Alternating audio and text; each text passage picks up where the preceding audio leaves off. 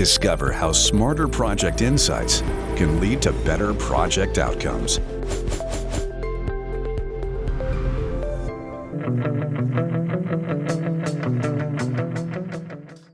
Hello, project people, and welcome to this special edition podcast on the Project Chatter. It's amazing because it's the first live one or in-person one we're having. We're here at the EVA26. The 26 stands for the 26th edition of EVA.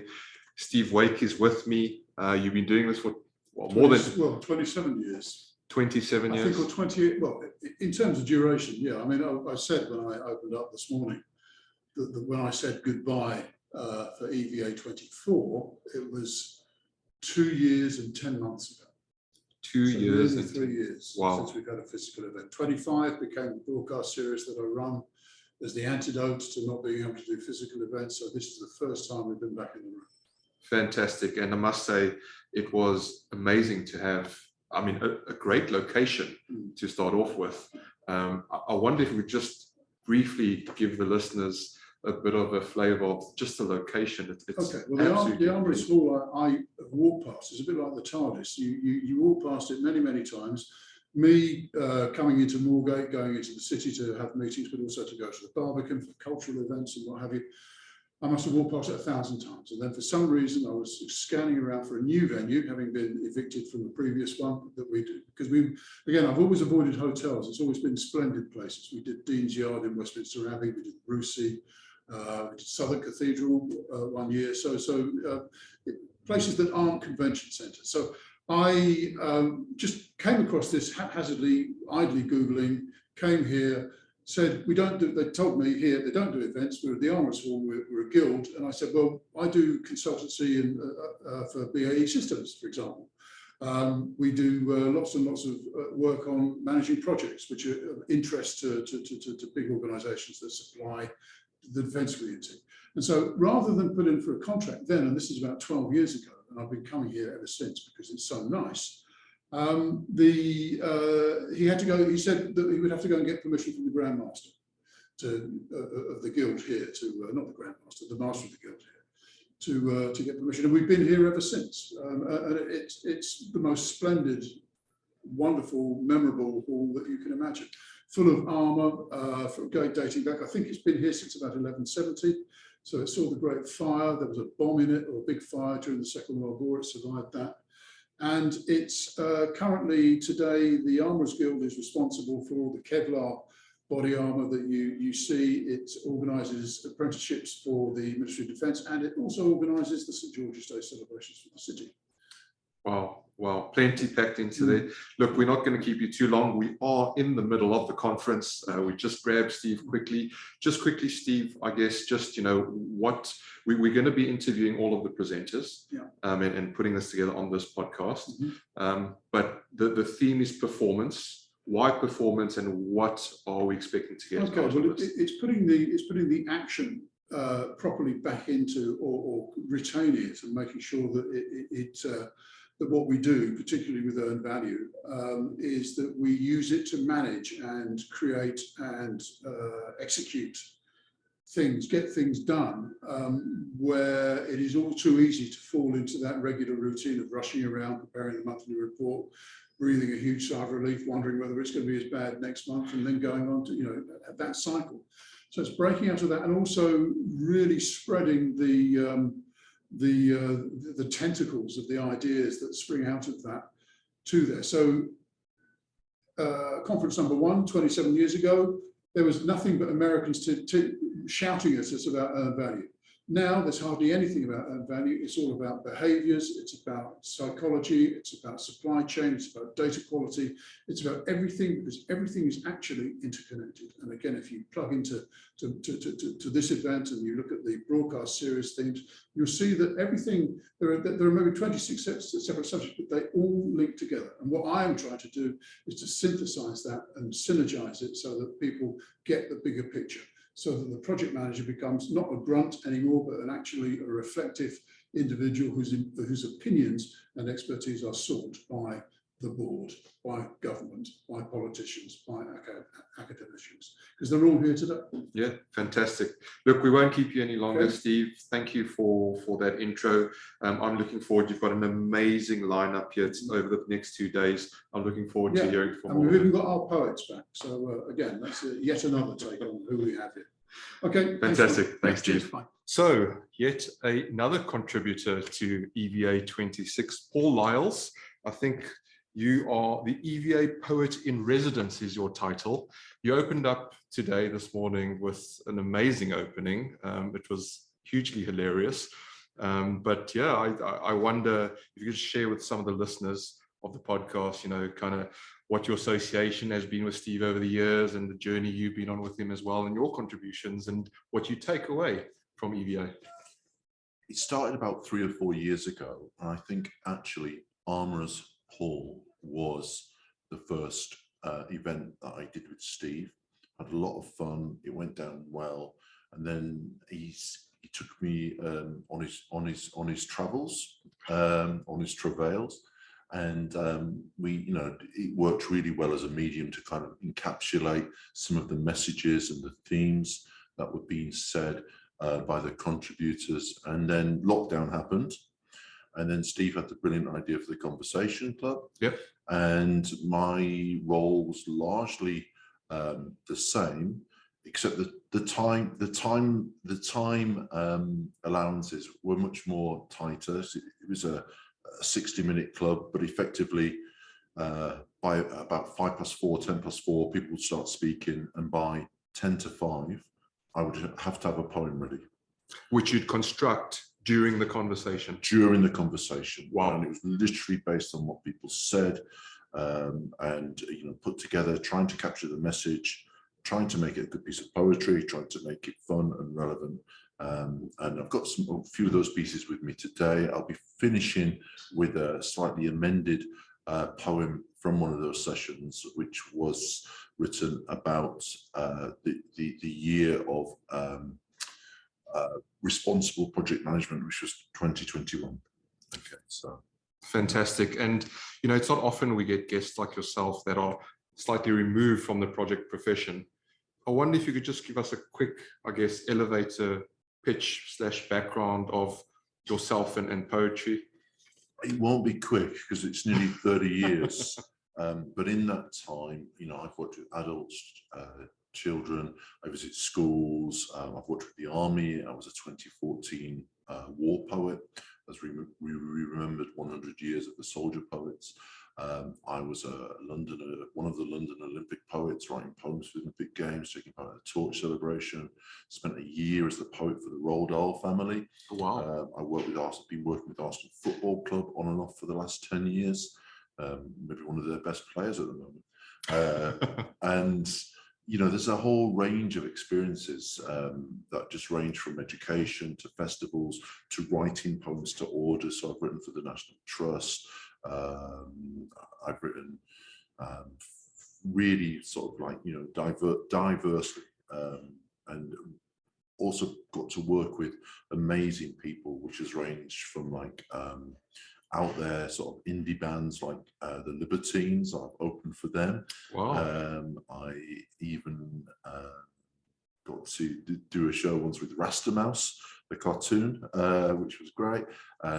So it's been very, very broad, to say the least. No, I appreciate you can't fit all of those years into a couple of minutes, but thank you for sharing that. Like I say, I think it's great that whilst this is a project podcast, that we take advantage of some of the non-project background. Absolutely. A very quick poem to finish. Yes, absolutely. I was just about to say, you brought some words with you. Please do finish off with what you've written down. Okay, this is a very short poem based on one of the angles that was looked at this morning about the nature of this line of conference. This poem's called Let's Look at It This Way. What do you see? It depends how you look through your perception lens. Wow, wow. I love that. It depends is a line we often use in the project management world. Paul Lyalls, thank you so much for your time. And I hope you get what you want out of it from the EVA26.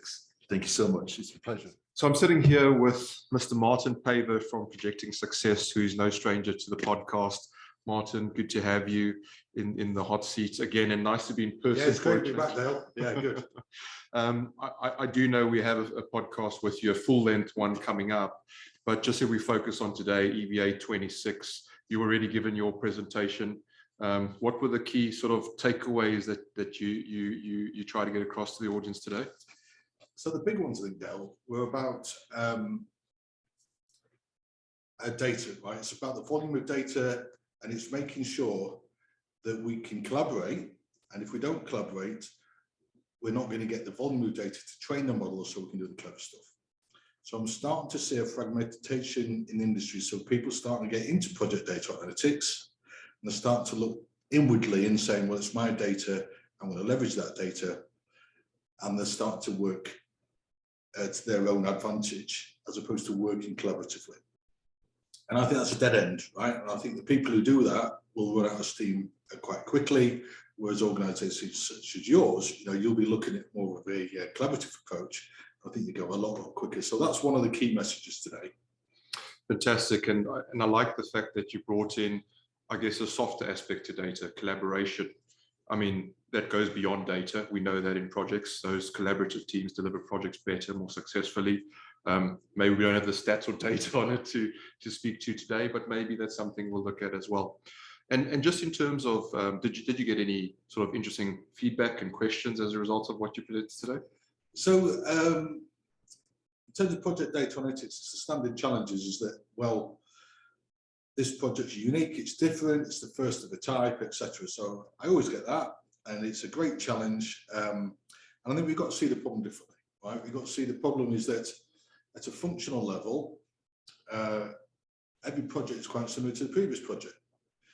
So it goes through a project life cycle. So there's similarities in the project life cycle, similarities in the way we do risk management, scheduling, etc.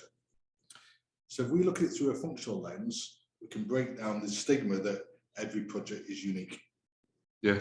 So yeah, absolutely. So I guess, and I think you're a big believer in this. It's thinking about projects differently and data differently. And yes, I'd be the first to say I'm also, a huge, or maybe not huge, but I'm a firm believer that every project is unique. However, what we measure isn't as unique as we like to think it is, right? I think we said it a bit earlier. It's all around, are we on budget? Are we on schedule? Are we delivering the project safely? And so from that perspective, it is repeatable in terms of what we're measuring. Yes, then there's the 20% perhaps that is bespoke.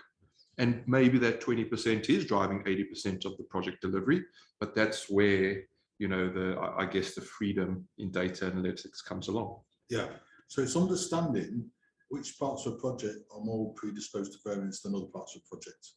And if we start to get into that, and we're leveraging all of that data set, it means instead of a project manager having to do dashboards and everything and report everything, we start to focus in on those trigger points, which are dynamic. So at the start of a project, it's the things you'll be looking for would be very different to sort of middle of a project or something like commissioning, for instance. So you finish up with these dynamic triggers, and they need to be trained through supervised learning and things like that, where we can start to train the machines so it can flag things up to you in real time and tell you where to go and look. And there's a challenge to me today as well, and it's a good challenge about, is artificial intelligence going to get rid of the human relationships and the conversations, whatever? And I say it's a piece of work we do in the Environment Agency at the moment, is to look at releasing capacity, right? So the project managers, 600 project managers are working flat out, and the flat out and turn their handle on process and delivering projects. If we can free up some of that capacity because we start to apply advanced data analytics, it makes their job more interesting because they're not just doing the sort of grunt work that sort of most people don't want to do.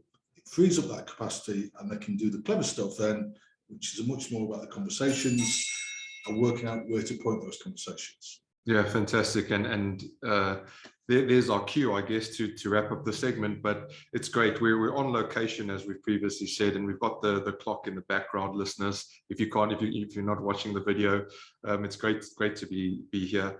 I guess, you know, if Val was here, and he's obviously not because of the time difference and the location as well, he's in Australia, he'd comment and say, yeah, it's those low value transactional type activities that we're trying to take away from the day job to free up time, to your point.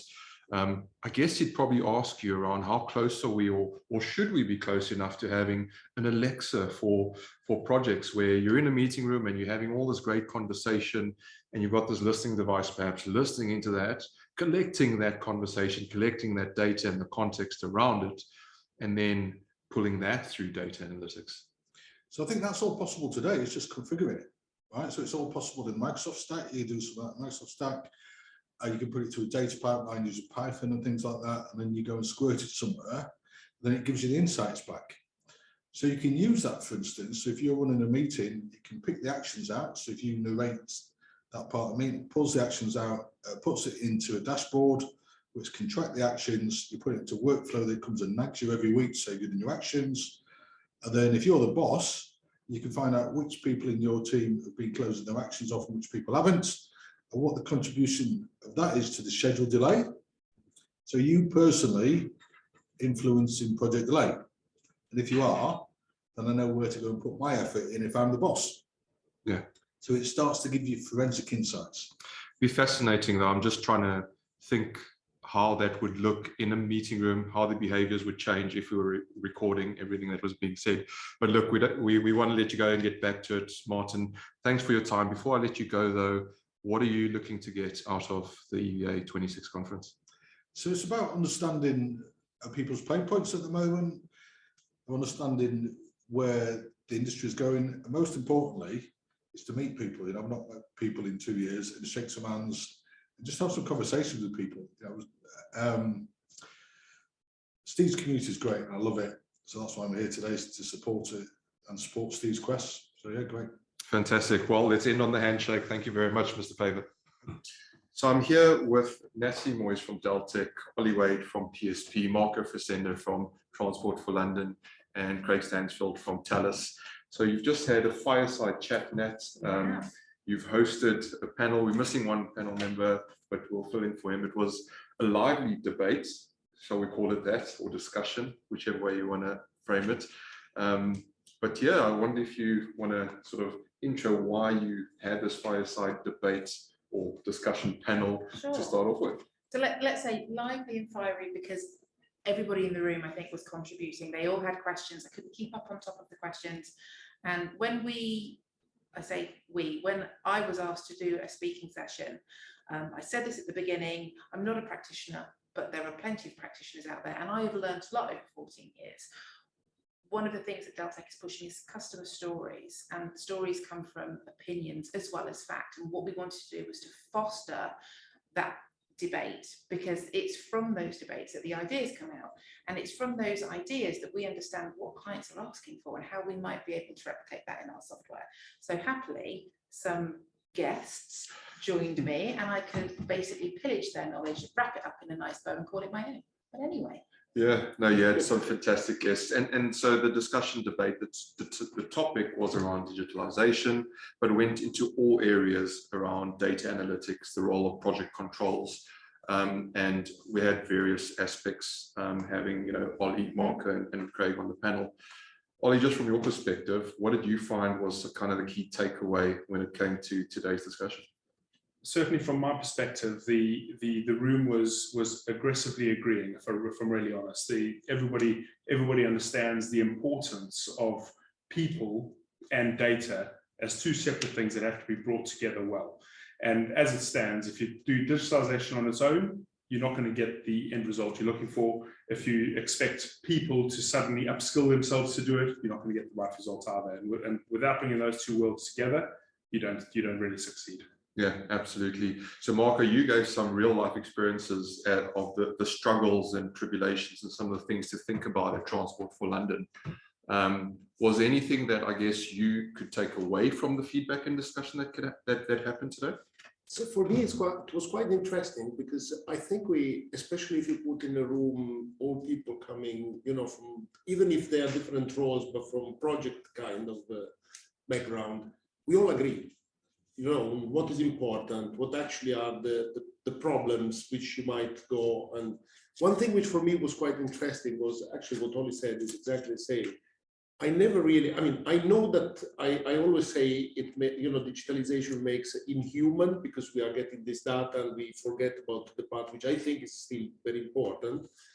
And probably for me, one of the bigger thing I will bring with me and try to look at it a bit more in a hard way is actually how to get my people, so my project controller, you know, more in sync with the data analytics part, and probably this can be key to not only success, probably even being faster in doing certain things. Yeah, absolutely, absolutely. Craig, you've been silent there, but I'm coming to you. What was your key takeaway? I think it's going to sound like a cliche, but I'm kind of the same thoughts as everybody else. That for me, you got me thinking about it, but you've got this continuum at the moment going on, haven't you? You've got the big advocates of the digitisation, the big data, and trying to be a bit of a disruptor, I think, into what we're doing, and I mean that in a positive sense. Yeah. I mean, but you've not got to forget that you've got the human element to it as well. And one isn't going to work without the other. So it's how far on that continuum you come. And I think it's an interesting dynamic that you've got not the traditional kind of project controls, which is about the people, the interactions, and gather information. And it's how do you then take that deliberately kind of disruptive positioning of digitization to try and break in, and I think it needs it, because we heard that it's difficult for people to actually get the quantities of data needed to make a real valuable sort of model. So it's how you bring those two things together, and if we use the digitization right, then hopefully we can create more space to add the human value to it, the narrative, the why, the decision making, and take the time out of crunching the data. Because I mean, I was thinking, I spoke about 20 years ago, I worked on a 4-weekly 445 update cycle. I'm still working on that now.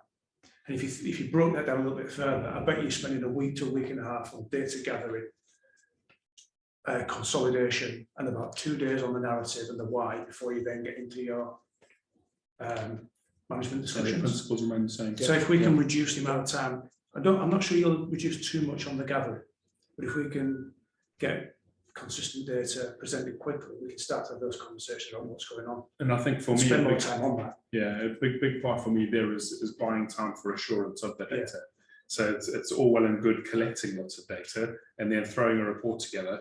If you haven't actually taken the time to assure that that the data is correct and what it's telling you is accurate, what are you actually reporting? And for me, that matters. There was that key, that final bit, and I'm kind of still stuck on it, that final question that came out when they said, actually the filter, he said, I don't believe it as truth. And I heard it as, well, if it's not truth, then what is it? And having to go back and justify that data, but surely the discussion for me then blew, why have a dashboard? If you fundamentally have to go back and check those numbers yourself to believe it, why even bother with the dashboard? And I think that's where the assurance comes in, right? Exactly. So you say, look, this is assured, or you go check the assurance if you want. Yeah. And you've got to trust a human being as well as the I think that's the part. It's actually starting to turn to a culture where if I'm sitting on the top, instead of having to go down to the last bolt because I don't trust what is coming, if you have done your job at the different levels, theory, you should not do this. This is a cultural change which, because we all know that that at this moment information are filtered up. Not, I don't think it's filtered among, let's say, in the project, but for sure when it goes out from but the project. Again, it comes down to leadership culture. I agree. Front, right? So if your leadership is relatively aggressive, doesn't like bad news, is always looking to say, well, who the hell was that responsible for that? Blame culture. Guaranteed that doesn't quite come up to the top as well as you'd imagine, regardless of how good the data is, right? Yeah, absolutely. Look, I mean, the debate is going to continue into the evening, into tomorrow, into the dinner. We're live. The next 10, 20, 30 years. Exactly, it will continue.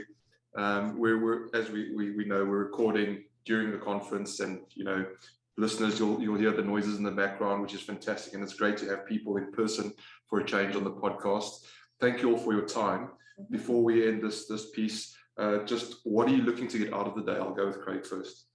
For me, because I've been focused very much inwardly looking on projects for the last few years, so reconnecting with what's happening in our industry and our specialism project controls, and hopefully hearing a little bit more about the professionalism. Again, I know Steve's big on the professionalism of project controls and keeping people in that profession, because your good controllers end up being tapped up to be project managers. Yeah. So how do we keep people with the skills that we invested in, do what they're good at? I know a lot of people enjoy doing it. So digitisation, because I'm a little bit long in the tooth now, and thinking about how do we grow the next batch of project controls and keep them interested in what they're doing. Fantastic. And I like the word you used earlier, deliberate. We need to be deliberate about it. Marco, what is it for you? For me, it's more to understand also what others are doing or are thinking, because I think it's quite important. Sometimes I tend to get a lot of, I know what I'm doing, I want to do that. But when you open up to other ideas, it can help a lot in making steps forward rather than just having yourself thinking about it. For me, it's kind of gathering this information, different thinking, different point of views, and that's great. I think it's the engine of everything. Yeah, absolutely agree. You're no stranger to the podcast, so you know that the Project Chat is all about discourse and debate, and that's how we widen our views. So fantastic. Olli, what's it for you? For me, there's a collective learning piece, which you just heard from the other two.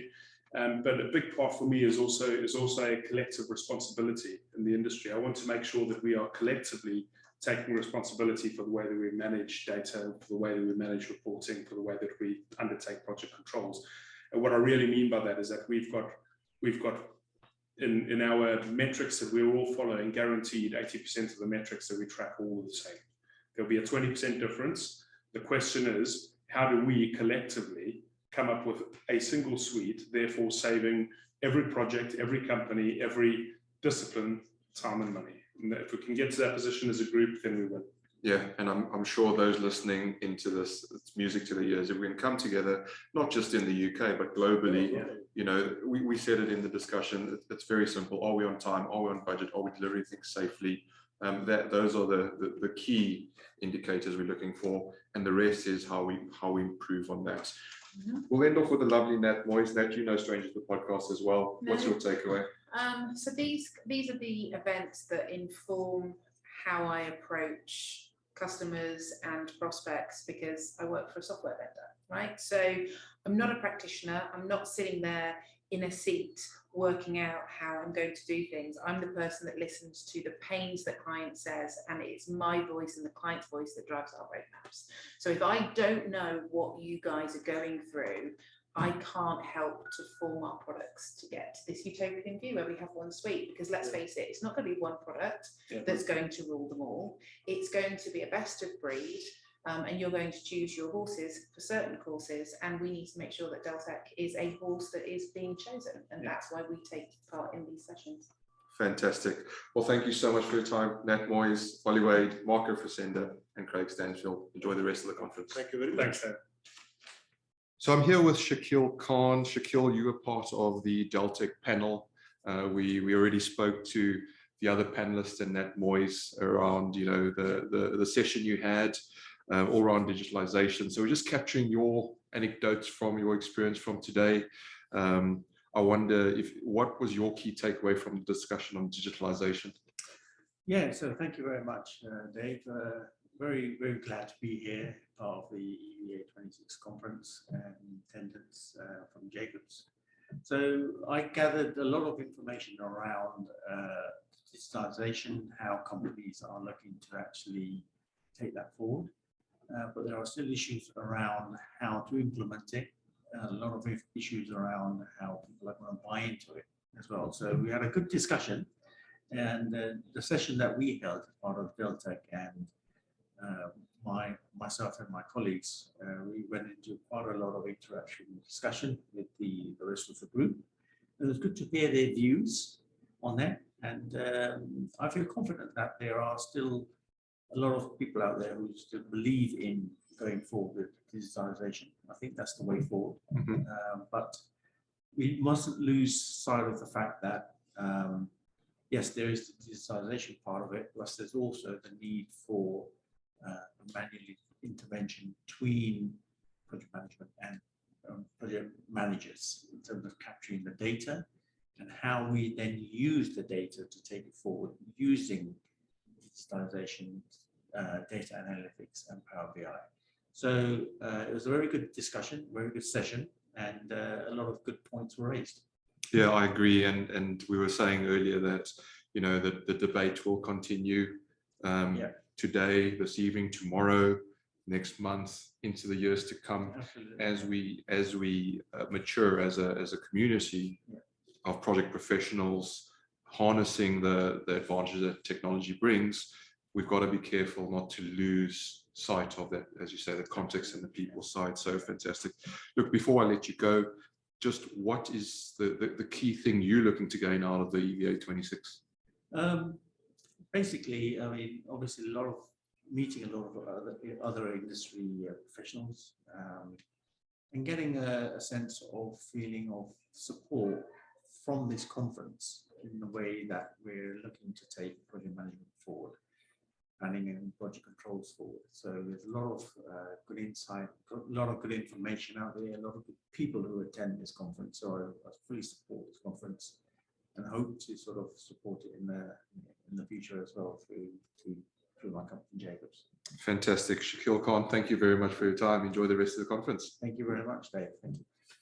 So hello, folks. I'm back chatting to, let me get the names right, because there's so many names and such fantastic presenters today. But Dawn Thompson and Catherine Lambert from the ECITB. That's right. So welcome to the podcast. I wonder if we can just start just by giving a general overview of what the ECITB does, because you did an amazing job today explaining to everyone, because you said, we've been around for a while, we do all this amazing stuff, but not a lot of people actually are aware of us. So yeah, if you don't mind going for it, Dawn, and then I'll come to Catherine after that. No, certainly. So we are the Engineering Construction Industry Training Board. We represent the engineering construction industry, who are the process industry. We are a non-departmental government body, and we work under a levy mandate, returning in excess of £20 million a year to industry to develop their people.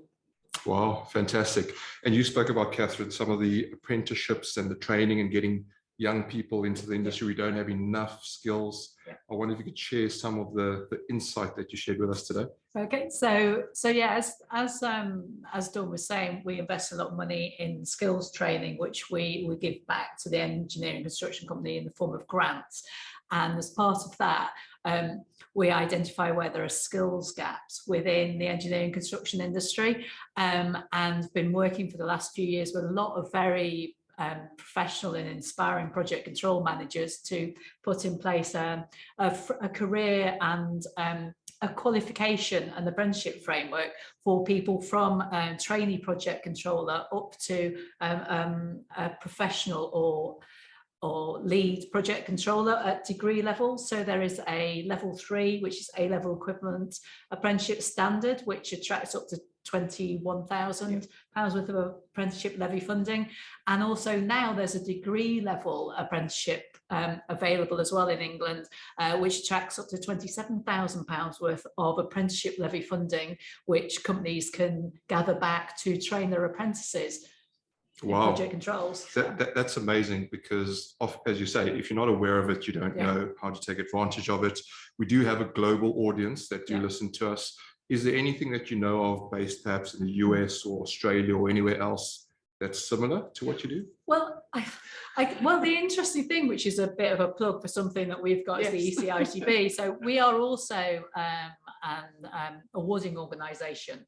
And so we have also developed vocational qualifications, again, at that level 3, which is A level, and the level 6 degree level equivalent. And they're available for anyone, anywhere in the world to use and to gain, to prove their competence and skills in project control, estimating, planning and scheduling, etc. And that includes everything across the range of skills that you need to be competent in these roles, including integrity and communication, data analytics, dealing with risk, etc. All those things. So yeah. I was going to say, as well as, you know, short courses, so Catherine mentioned short courses in our earlier talk, you know, they are also can be available globally as well through our training provider network. Fantastic. And is there a website that everyone can go to? Oh yes, of course. What is it? www.ecitb.org. There you go. You've heard it, folks. Before we let you go, I want to let you get back to listening to all the wonderful presentations. What is your takeaway that you want everyone to take away from EVA26 that you want to share with the listeners? I think that there are many opportunities for this industry and this sector and this discipline.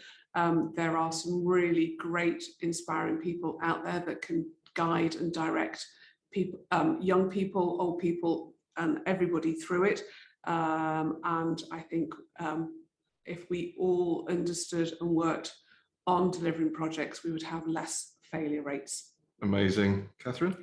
I guess I would say it's just, it continues to inspire me coming to things like this. And I think one thing that I say to my children, and I really think people need to know, is what an amazing career opportunity it is. You could have a very long-standing career in all sorts of elements of working in project management, whether it's project control or management or all sorts of things, which can be really rewarding for you throughout your life. And I think taking away that message of the need to how good and exciting a career it can be for young people to move into, I think, has come across today. It certainly has, and yeah, it is exciting. It is sexy as well, young people getting into this profession. So please consider it when you're looking at your career. Yeah. Dawn Thompson, Catherine Lambert, thank you so much for your time. I'll let you get back to it. All right, Thanks very much, Dale. Folks, I'm sitting here with Adrian Pine, author and expert, who's presented today at the EVA26. The topic was agility, making projects thrive, which is an amazing topic within itself. I thought your presentation was hugely inspirational. I love the little section on how to kill a project.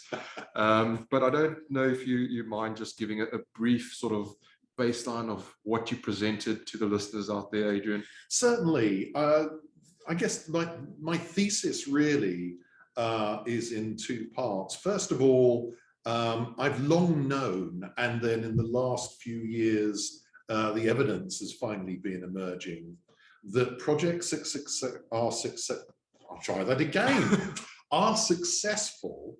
both because of what goes on inside the projects with the project team, but also what's happening in the organizational landscape around the project, and which has impacts on them. So the provision or not of resources, whether or not you get engagement from project sponsors, or whether they're too busy on their business as usual day job, that kind of thing. So that's the first part of it, which is why I did the bit about it's actually a lot of projects are killed. It's all too easy to kill a project in an organization because that organizational landscape is set up and designed to support business as usual activity, and projects are like the sort of the child's toy puzzle where a child has to put shapes in the right shape hole. Well, imagine that, but there is no shape hole for the project because all the shapes are there for operational business as usual stuff. So that's the first part of the thesis. The second part is, if you look at organizations who are very good at delivering projects, and you look at the characteristics they have, then they actually are the same characteristics that you'll find in agility, and that is based on the principles in the Agile Manifesto, which really was developed for software development approaches like Scrum and SAFe and extreme programming. But those principles, there are 12 principles, have been adapted to fields like marketing, engineering, construction, and of course, project management. So when I looked at those, started looking at those about 10 years ago, and I realized that's exactly what good project delivery organizations look like. So the conclusion I came to at the end of my session was, if great project delivery organizations look agile, why not use agility as a model if your organization wants to be much better at delivering projects? And that's it. That's fantastic. And does that make sense? Absolutely makes sense. I'll just add to the bits you said there.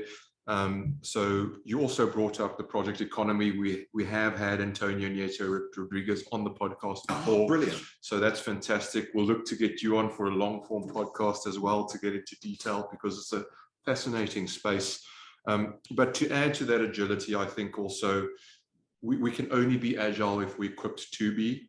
So part of that is us as professionals on that continuous learning path, getting both the breadth and depth of capability to be agile. You're absolutely right. And again, I have done professional reviews of several hundred project professionals.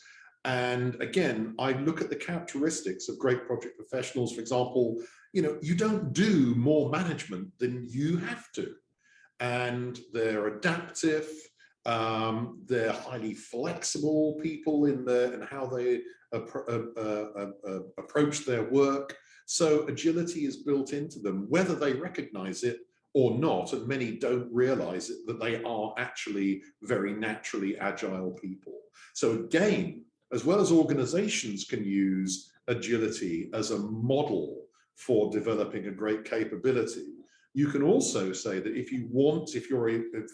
you're a young project professional, you can look at the characteristics of agility and say, that's what I need to develop to be a great project professional.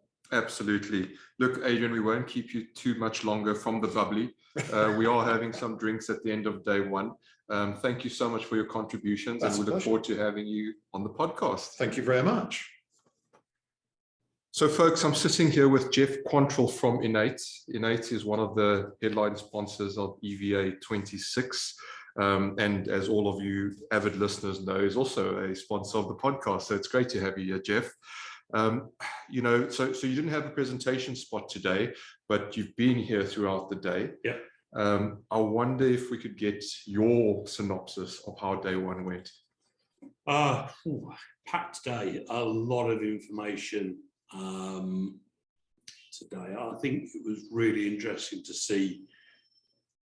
There's been a lot of lessons learned over the last couple of years, but I think it's also one of the things that came out, thinking particularly about things like the data side of things and the talk about skills and what have you, is that in some ways it's also giving people a bit of a breathing space.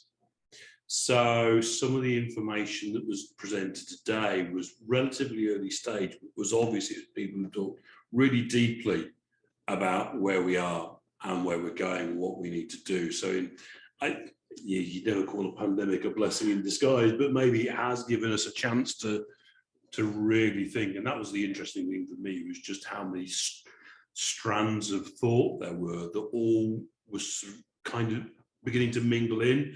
I think it'll be interesting to see tomorrow how that will go, and then obviously over the next few years, and see how they all come forward. But no, it's been really interesting. Certainly a packed day. Yeah, absolutely. Lots of food for thought. Yeah. We're getting all of the presenters on this episode as well, sharing what they spoke about, and I'm sure the listeners will appreciate where you're coming from, just listening to some of their anecdotes as well. I particularly liked the discourse and debate that we had around some of the topics around data, people, and then also we had around skills employers versus education. Were there any that particularly stood out for you? I think the discussion or the fireside chat around data was really interesting. As you know, Innate have recently published a blog about how we use data and what have you in terms of visualization. And I think it was a really interesting piece, which is that as we get more and more data driven, the discussions about where we get our data from, how we make sure it's clean, how we make sure we're capturing the right data, and then turning that into information that can be used and drive insight and inform people's decisions. And I think one of the interesting things was where, and I can't remember which of the panelists it was, he was talking about the speed of decision making and the fact that we're beginning, in some cases, we've almost brought it too far, and occasionally we need to go back to a thing which says, is there any point having data that is instant? And quite often there isn't, because you don't have the right time to validate it, to verify it, to add any value to it. So we're getting to the point where we probably have the same decision cycle in terms of time, but it's better data, it's better information, and it's had more thought gone into it because people haven't had to spend days filling in spreadsheets and making their own calculations and drawing pretty pictures, because a lot of that now is automated. So that was interesting for me, was to see how the impact of that visualization and data aggregation is going to be used and the impacts we'll feel in the industry. Yeah, absolutely agree with that. And before we let you go, any final thoughts you want to leave our listeners with? That's a difficult one. I wasn't expecting that. I think the power of this kind of forum is that ability to see all the different strands. Had I gone to one of the other exhibitions, there were a lot of things today that bluntly I probably wouldn't have gone to. But actually, in this environment, this forum, it's been a really useful addition. Those extra information and bringing things that I wouldn't normally have thought about to actually create a cohesive sort of experience. So no, that's been really good. Yeah, absolutely agree. The amount of thought leaders in a room has been absolutely amazing. What a privilege to be a part of. Jeff Quantrill, thank you very much for your time on the podcast. Enjoy the rest of the conference. Folks, I'm sitting here with a veteran of the podcasts. I think it's episode 66, Carol, that you were with us. In-depth conversation there. I think it was over an hour we spoke to you, so we went all over the show. But Carol Still, welcome back. A really fantastic presentation you gave today at EVA26. I know you spoke about your research and you couldn't give it all away, as you were saying, but you gave enough away to intrigue. The topic was 5 skills to rule them all, which was quite an interesting topic within itself. I wonder if you could share with our listeners just a little bit about what you spoke about. Sure, thank you. And thank you for the invitation to do so. So these 5 skills to rule them all are really around the labels, if you like, the skills labels that so many people talk about. And all of my research is, the foundation of it has come from the UK government skills surveys and the CBI skills surveys. And going through all of their data over the last 20 years, there are 5 skills that come out time and time again that are being called for by employers, but they come out at the level of label. So communication, teamwork, leadership, problem solving, and self-management, these are the labels. And so if we take a deep dive and look underneath the hood, what exactly do they mean? Well, they will mean different things to different people. Of course they will. But if we can dig down even deeper, then we can get to a level at which we can no longer disagree on what they mean. And that's really what I'm trying to get to. So this idea of, 5 skills to rule them all, well, if it ends up being 6 skills or 4 skills, actually doesn't really matter. But what matters is that we get some clarity, because out there in the world, you know, you go to one organization and they will talk about their competency framework of 16 skills, and you'll go to somewhere else and they'll talk about their competency framework of 3 skills. And so it goes on. Educators really struggle to understand, well, precisely what do employers want when there is such a snowstorm of skills out there. And so my research is taking all of the UK government surveys from the last 20 years and all of the CBI surveys. I've identified that there are 5 skills that keep being talked about time and time again. So I'm looking at those. And my research is showing that actually those 5 skills are very useful to house everything else you could want to think of under behaviors, skills, competencies, call them what you like. These 5 skills to rule them all do the job for me, certainly. Fantastic. So I'm sure you got all the listeners very, very intrigued about these 5 skills. Your presentation actually instigated quite a lot of discourse and debate, which is fantastic because that's what we love on the Project Chatter podcast. I'm sure you enjoy it as well, to get that challenge. And particularly around, you know, as you say, you know, are our traditional ways of educating people, young people, setting them up to be employed? And it got me thinking, do employers know how to employ as well? Are we recruiting? Are we hiring properly? Are we looking for the right things? And I think when we spoke on the podcast, you said, yes, you think employers do know. Maybe we're just not, those of us that are looking to hire aren't articulating it properly, as you say. And that common language, I guess, it's a very complex nut to crack. So hats off to you for doing the research. I just wonder, do you think we will ever get there with the way things evolve over time, the demand on skills, the nature of which language changes as well? Is it going to be an ongoing cycle? Do you think there is an end game? Oh, I think we will definitely get there. Okay. If you think about cutlery as an analogy, you know, your knife, your fork, your spoon, we have had that concept of those tools for thousands of years. We still use them in the same way, but nobody thinks to say, well, you know, what does this fork do? What does this knife do? What does this spoon do? So in the sense of, do I think we will get there? Absolutely. Only if we are brave enough to go to a level of simplicity at which nobody can disagree, and then we can all, and when I say we, I'm talking about educators and employers and students, we can then all build on. So an analogy I used earlier when I was speaking with another participant was these skills, it's a little bit like a cheesecake. You know, you've got that biscuit layer, yep. And I'm really talking about that biscuit layer. That's your fundamental foundation. And then everything else is built on top of that. So if an employer says, oh yes, but communication for us means something different. Well, at an education level, it can't.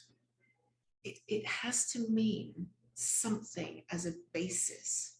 And then that employer, of course, can add their own layer on top of that. But at that biscuit base, we all need to be talking the same language. Absolutely. I do like cheesecake, and you're making me hungry now with that analogy, and we're going to have dinner in a minute. But before we end, are there any final thoughts that you want to leave listeners with? Yes, I would say keep it simple. We immediately go to a level of complexity and detail when we talk about skills.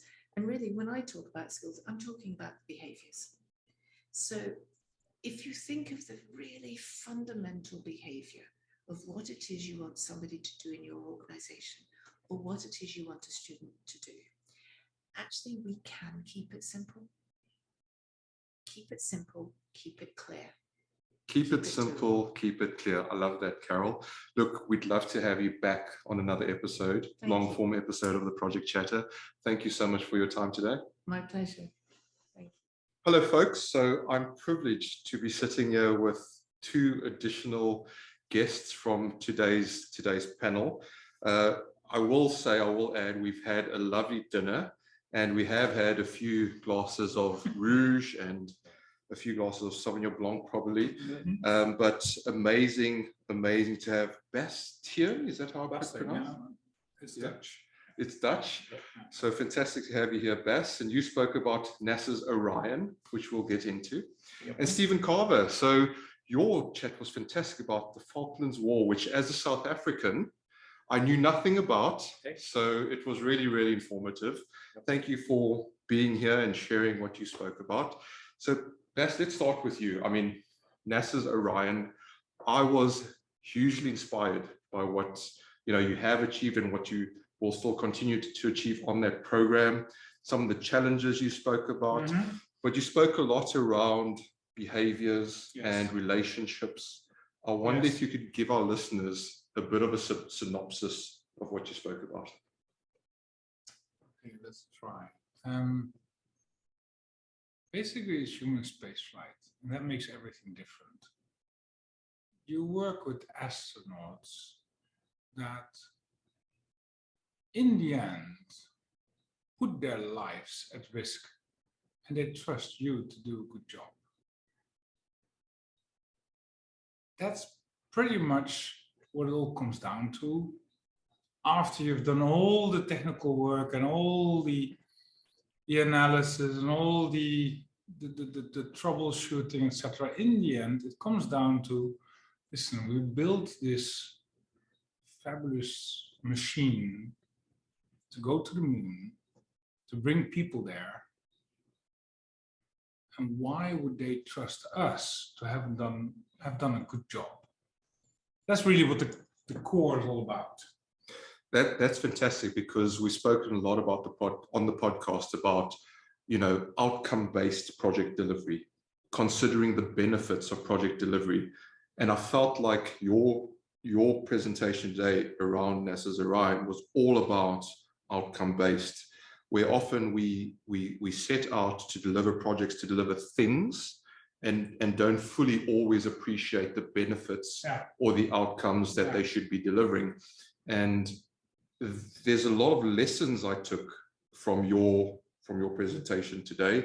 It'd be amazing to do a long form podcast with you, and perhaps one of those potential NASA astronauts to talk about the fears. Could you share that anecdote? I think it was around Nicole that got asked that really interesting question in her response. Yes, so there's you have to imagine, you've got a team of several hundred people working like crazy to get everything done under high stress. We're on the critical path. And then we have one of the astronauts visiting. She may actually be the one who flies Orion the first time. So for the engineers, for the team, there was a major event. And when she was talking, the question came. It's like, okay, suppose something goes wrong, what happens? And mind you, if anybody has seen Apollo 13, that's what we built. Yeah, we built that part, the propulsion system, subsystem. So this is not a theoretical question. This is a very real question. Suppose something goes wrong, what do you do? Now, she is a small woman, but she is Marine.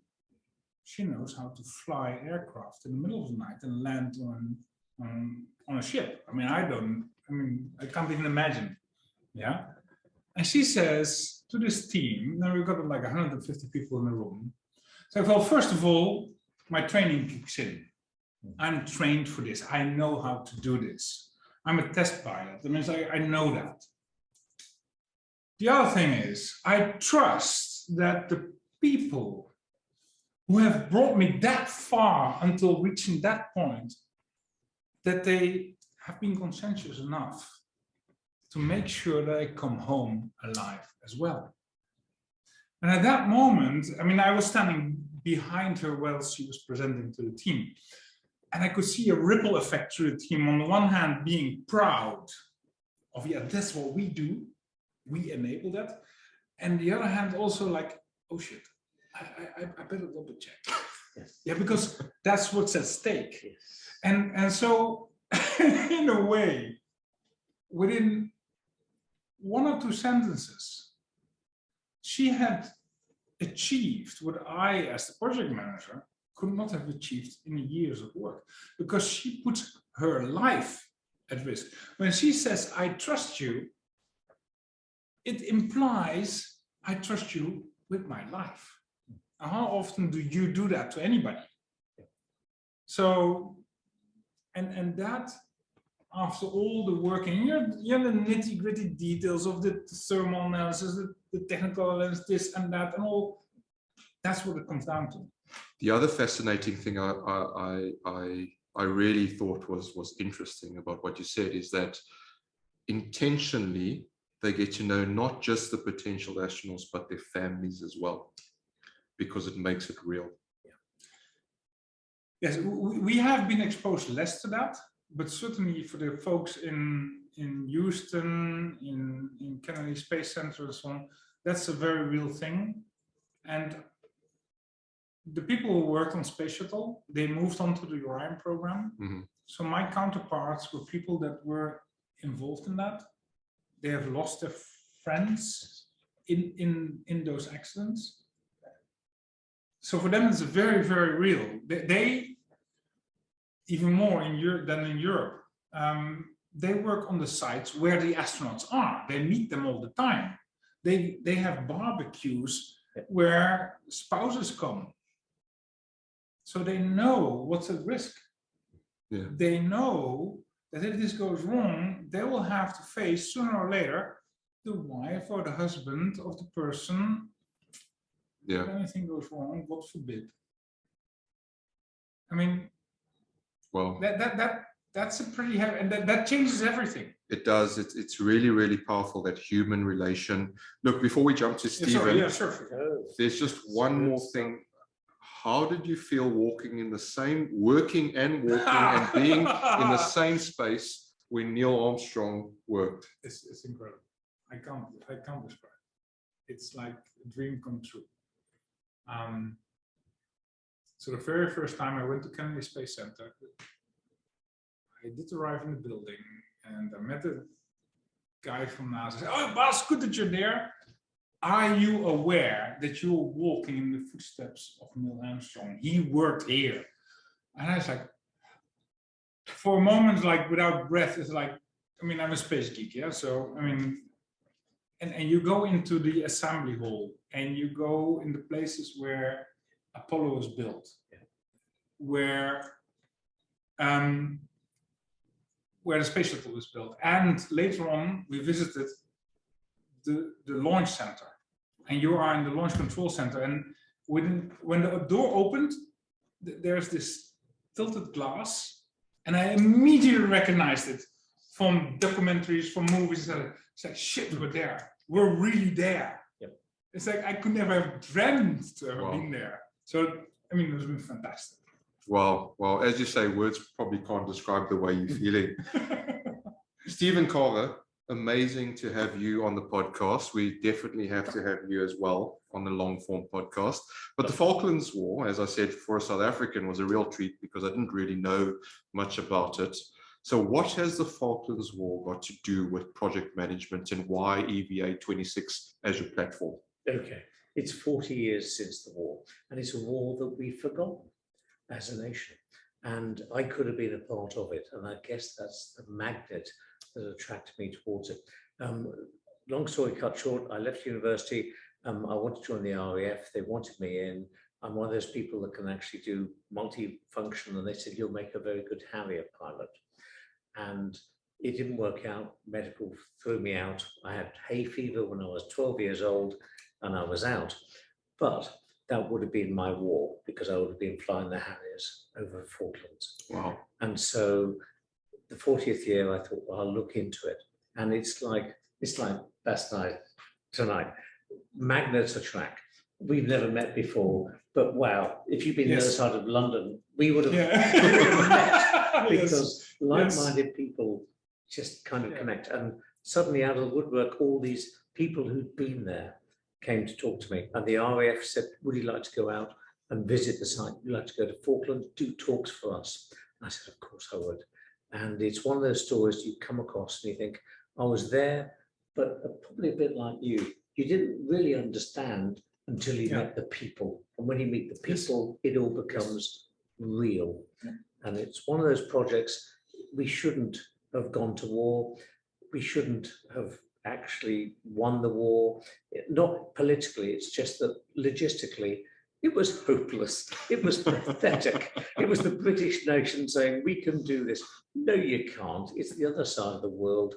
But as Bas already said, suddenly the soldiers, sailors, the airmen's lives were in the hands of people. And suddenly these people felt empowered. And they just did the most amazing things. And it wasn't years or months. It was literally hours. How do we get these people safely to where they need to fight? And how do we then support them and make sure that they live? And it's a wonderful story about the best of humanity, good people doing good things to support good people. Absolutely. And there's three things that I'd like to draw out from what you spoke about. I guess one was the story around the phone. And I'd love you to tell that story. The other one was around actually having someone that was there. Yes. And he did present.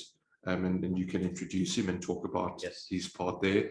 But the other one that that really got us laughing, but if you look at it, was actually quite a serious thing, was the part that the BBC played in all of this. Holy shit, yes. Holy shit. That was amazing. It's one of those moments you think, really, did they do that? And we'll deal with that first, because I love the BBC. I'm a BBC child. And yet during the Falklands, they made two horrific mistakes. One was there was a battle called Goose Green, and it was a hopeless battle. We shouldn't have fought it. It was a political decision. We had to have a quick win. The people that fought the battle didn't think it was necessary. The leader thought it was a waste of time, but it had to be done. But it's real, bullets are flying. And just before they went in against unsurmountable odds, because to take Goose Green, which is what it was, you have to have a 2-to-1 advantage. I work with the army, that's the way it works. Well, actually, the enemy had a 2-to-1 advantage against them. Wow. And so they were going to do a nighttime attack. And the BBC announced just before they were about to go into this nighttime attack who they were, when they were going to attack, and in what strength. And you think, how ridiculous. And I love the BBC. How can you do such a stupid thing to actually put your own troops literally in line of fire? And the second thing was a lot of the bombs that were dropped on the ships didn't explode, and the BBC decided on the World Service to explain to the world, including the enemy, why the bombs didn't explode. And so the enemy listened into radio and said, thank you, BBC, we will now reset the fuses. And we laugh, but people die because of this. And it's one of those things where people should have had the common sense. Look, BBC are seekers under truth. Yeah, please, that's what we want. We want the BBC to tell the truth. But there is a question of timing and morality. And on those two counts, I think the BBC really did themselves a disfavor. So BBC, if anyone from the BBC is listening, please, forgive me. Well done, the BBC. Well done on doing a fantastic job. Just consider the timing. Yes, it's the timing. And we see it in the Ukraine. We have to be careful, because giving instant news, especially nowadays, can be actually feeding the hand of the bad people. And we have to take a moral responsibility. And I know the BBC are not meant to take sides, but for goodness sakes, young men, young women, no matter which nationality, if you're actually leading them towards their deaths, I don't think that's a good thing. Well, there is a common theme here between NASA's Orion and the Falklands in terms of that decisions cost lives, right? Yes. So that's something, and we'll get into the debate around Elon Musk in a second, but I want to finish this Falkland story. So Val, who's usually the co-host on this podcast, who's not here for obvious reasons, he always drops Elon Musk into most of our podcasts, so we'll get into that probably to his enjoyment. But so just continuing with that strand, I'd love you to share that story around the telephone as well as your guest that was actually there and remote dialed in. Fred, God bless him, same age as me, but he made it to the Falklands, and he was a gunner for the British Army and survived the whole process. A very gentle man with great humility. And I got talking to him on a course, and we discovered that we had a common interest in the Falklands.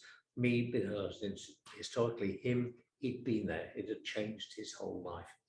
So the first thing is the telephone story. The British Army were trying to get across the land. It was very difficult. There were no roads, there were no footpaths. They had to yomp, as they say.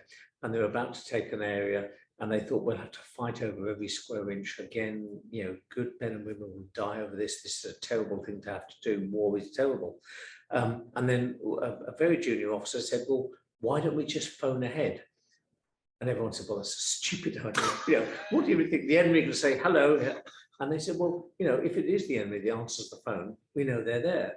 But if it's somebody else, or perhaps we can find some good intel. And so they phoned ahead, and this 12-year-old girl, Michelle, answered the phone. Hello, this is the British Army. Okay, is your dad there? Yes. Dad came to the phone. Hello, this is the British Army. Are you free to speak? Yes. Are there any Argentinians there? No, they left this morning. So thank you very much indeed. By the way, would you like some tea and cake? We'll see you in 30 minutes. So instead of having to fight their way over 30 miles, they just helicoptered in and the deal was done. But the beautiful thing was when I went out to the Falklands, in the pub, the Globe Inn, one of the guys said to me, oh, you know, you tell that story about the little girl that answered the telephone. And I said, yeah. And he said, would you like to meet her? And of course, she's a grown woman now.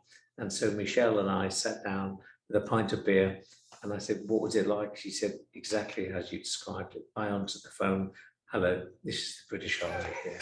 Wow. And you did show today the picture of yourself and Michelle together, and that was quite a special moment. Look, before we end, we've got to bring in this. You had the discussion before I went to come and collect you around Elon Musk and what's happening in the space. So I have no idea what you were talking about, but when Val, our co-host, listens back to this, he would love to hear what you were discussing. So please, I don't know who wants to start. Now, first of all, can I say you are from South Africa? I am from South Africa. You should be proud of Elon Musk. And he's a polarizing character. People either love him or hate him. And by the way, I love him and hate him in equal quantities. So does that make sense to you, Bas? Yes, it makes absolute sense. He's a guy that's so out there. You think at times when he opens his mouth, it's like, wow. And other times you think, no. So he's Marmite in the UK and Vegemite in Australia. You got it. Okay, fantastic. Okay. Bas, come on, give us the conversation. So basically, my limited knowledge here is he basically is extremely good in judging what is really important and getting rid of everything else. So I visited SpaceX in Herington, went there and was depressed for 3 days because I thought like, oh shit, coming from a big company, it's like we're bankrupt, we just don't know it yet. I know. Yeah. Okay, we're not bankrupt, but the launcher business did reduce by 50%. He got close to bankruptcy. He was 10 days away from personal bankruptcy. That's a separate story. Yes, I'm aware of that. Yeah. So the thing is, when on the one hand, for very good reasons that I will never diminish, NASA, human spaceflight is bureaucratic, yes. But we're dealing with people who have seen their friends die in an accident that was transmitted to the whole world at that moment in time. So I'll be the very last one to judge them for that. As a consequence, there's a level of safety, security that's probably unparalleled, which also creates a certain level of bureaucracy. Elon Musk cuts through that, fine. The judgment is still out. He has not lost a human life yet. I would agree. But what happens when he does? Careful. Virgin Galactic did. They did. And although there's been like 14, 15 years between the first flight of Virgin Galactic and was it the Spaceship 1 and Spaceship 2? Yep. That was not due to the loss of human life. Yep. So whether or not SpaceX will change when in their endeavor they will have, and it's going to happen one time or the other. It's going to happen. Whether that will impact them, the judgment is out. I will not judge. But as a minimum, until that moment in time, he pushes forward with a speed that's unimaginable. At the same time, he promises things. I remember he was going to fly 2 astronauts around the moon in 2018. Yep. Now, that never ever happened. But he is building the largest launcher ever built. Yes. And it is moving forward. And he did have an explosion on Kennedy Space Center, yep. Which apparently the estimate is like the impact is $1 billion or something. He doesn't care. Move on. Yep. I know people who work with them. I mean, the pace is relentless. Once a year, I don't know whether they do it every year, but they kick out the 10% lowest performance. Yeah. Careful here. Lowest performance within SpaceX environment. Yeah. I mean, it's like, you probably better know, like how it was when you go from university, you're 2 years with McKinsey. Yep. I mean, it doesn't matter whether afterwards you're fired or not, doesn't matter. You've got 2 years with McKinsey behind you. Goldman Sachs, SpaceX is the same way. If you survive 2 years with SpaceX, check, you're done. Yep. I mean, your career is made. Yep. Yeah, he's got star status. Yeah. I mean, so I believe what he is doing is very healthy for the space sector. So that, yeah, and one of the reasons Val loves him is because part of the Project Chatter podcast is we do love disruptors. Some people call them innovators. Yes. We call them disruptors. Positive disruption, of course, doing it the right way.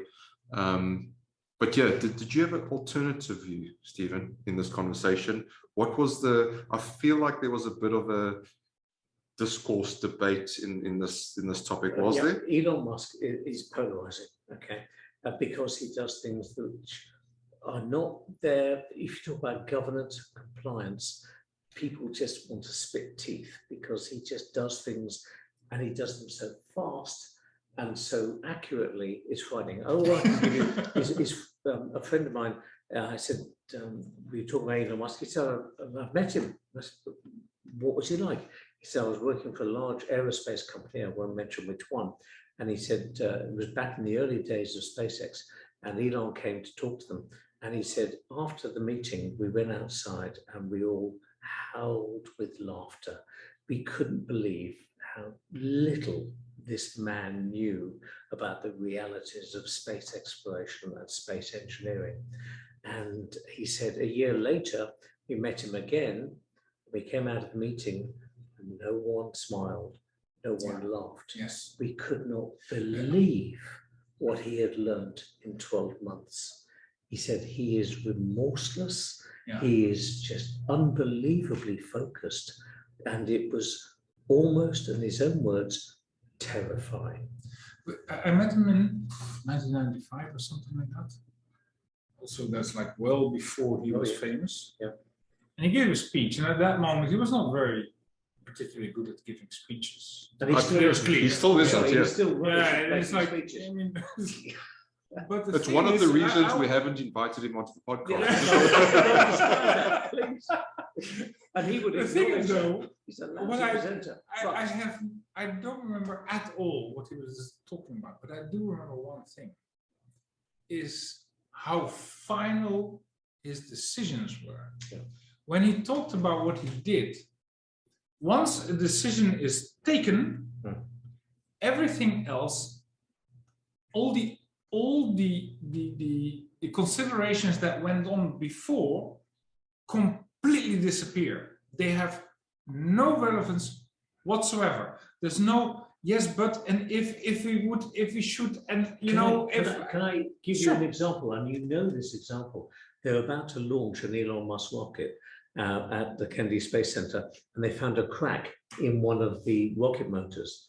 And everyone said, launch is finished, that's it, it's going to take months, you know, to rebuild, whatever. And Elon said, well, what's the problem? It's a crack. And everyone said, well, that's the end of the mission. He said, well, is it really? Can't we just cut the crack out of the actual engine? And everyone said, well, don't be stupid. You can't do things like that. You have to take the whole rocket apart. You have to go through the MDT and all this. And he said, well, no, it's a crack. Get rid of it. So he got all his engineers onto it, and they said, well, it's unusual, but yeah, if you cut the crack out.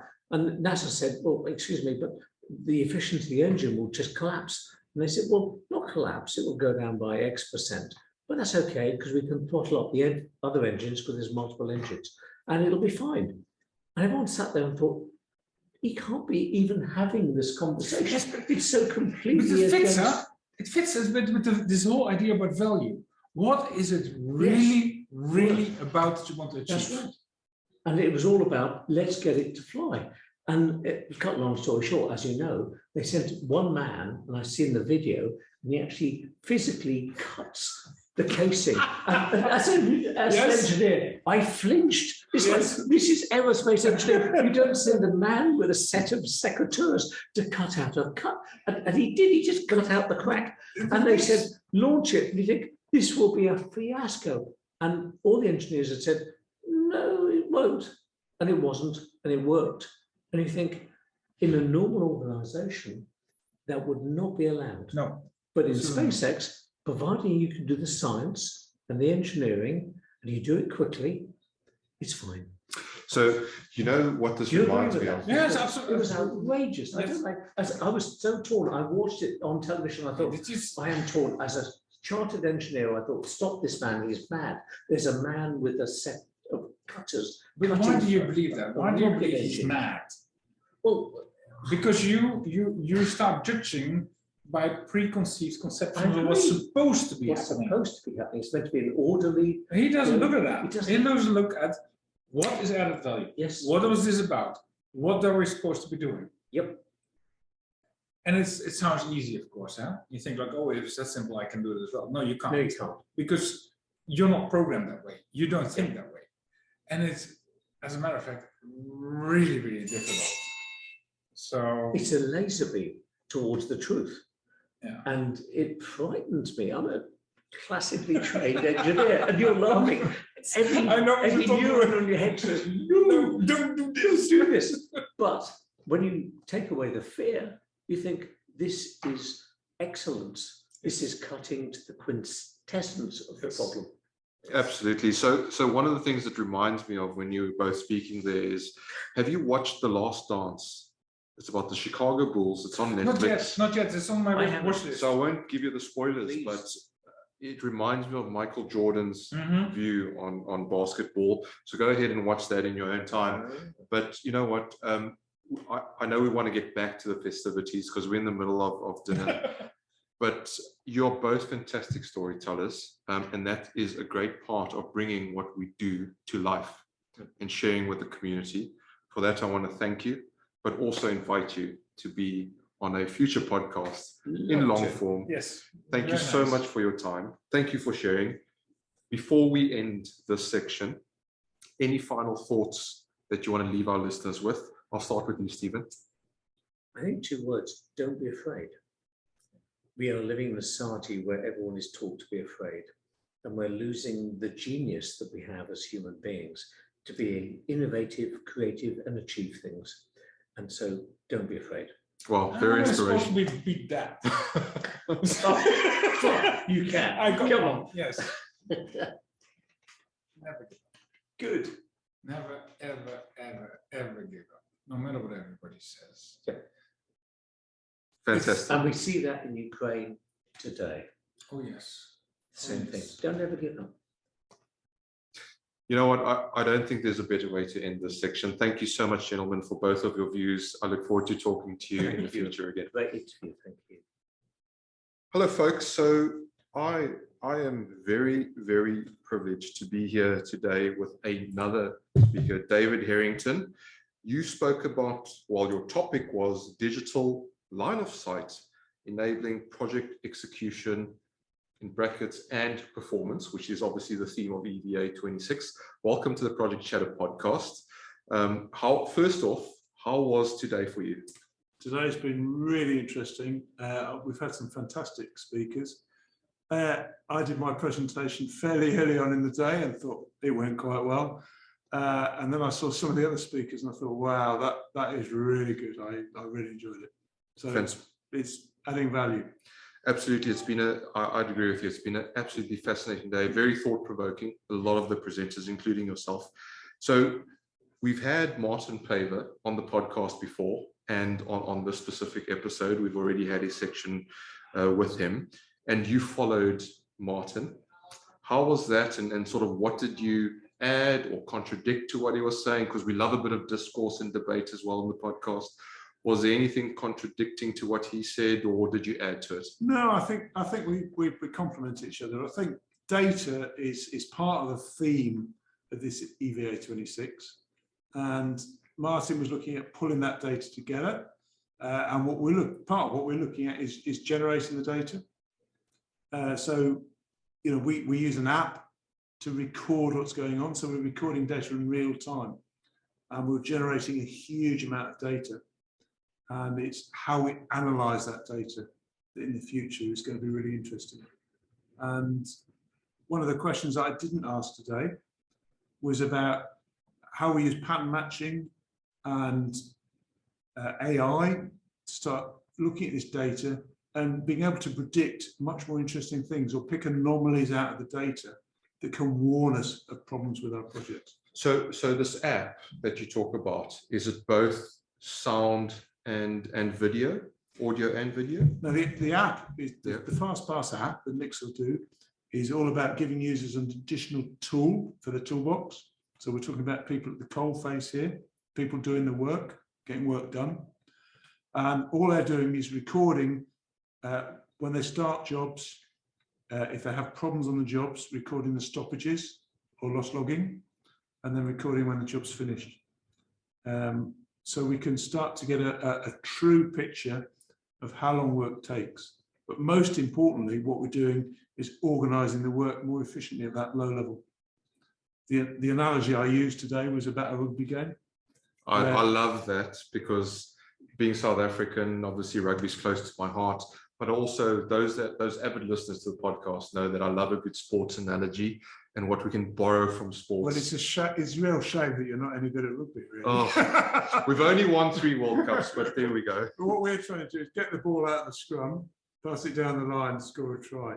And the problem in business is we get the ball out, do the work, and then we put the ball on the ground and the ball sits on the ground. Now that just couldn't happen in a rugby game, could it? No, that's fascinating. And borrowing from, I guess, continuing with the theme of rugby, one of the amazing, I think, debates from today was around the data and project controls roles, but also around education and employability.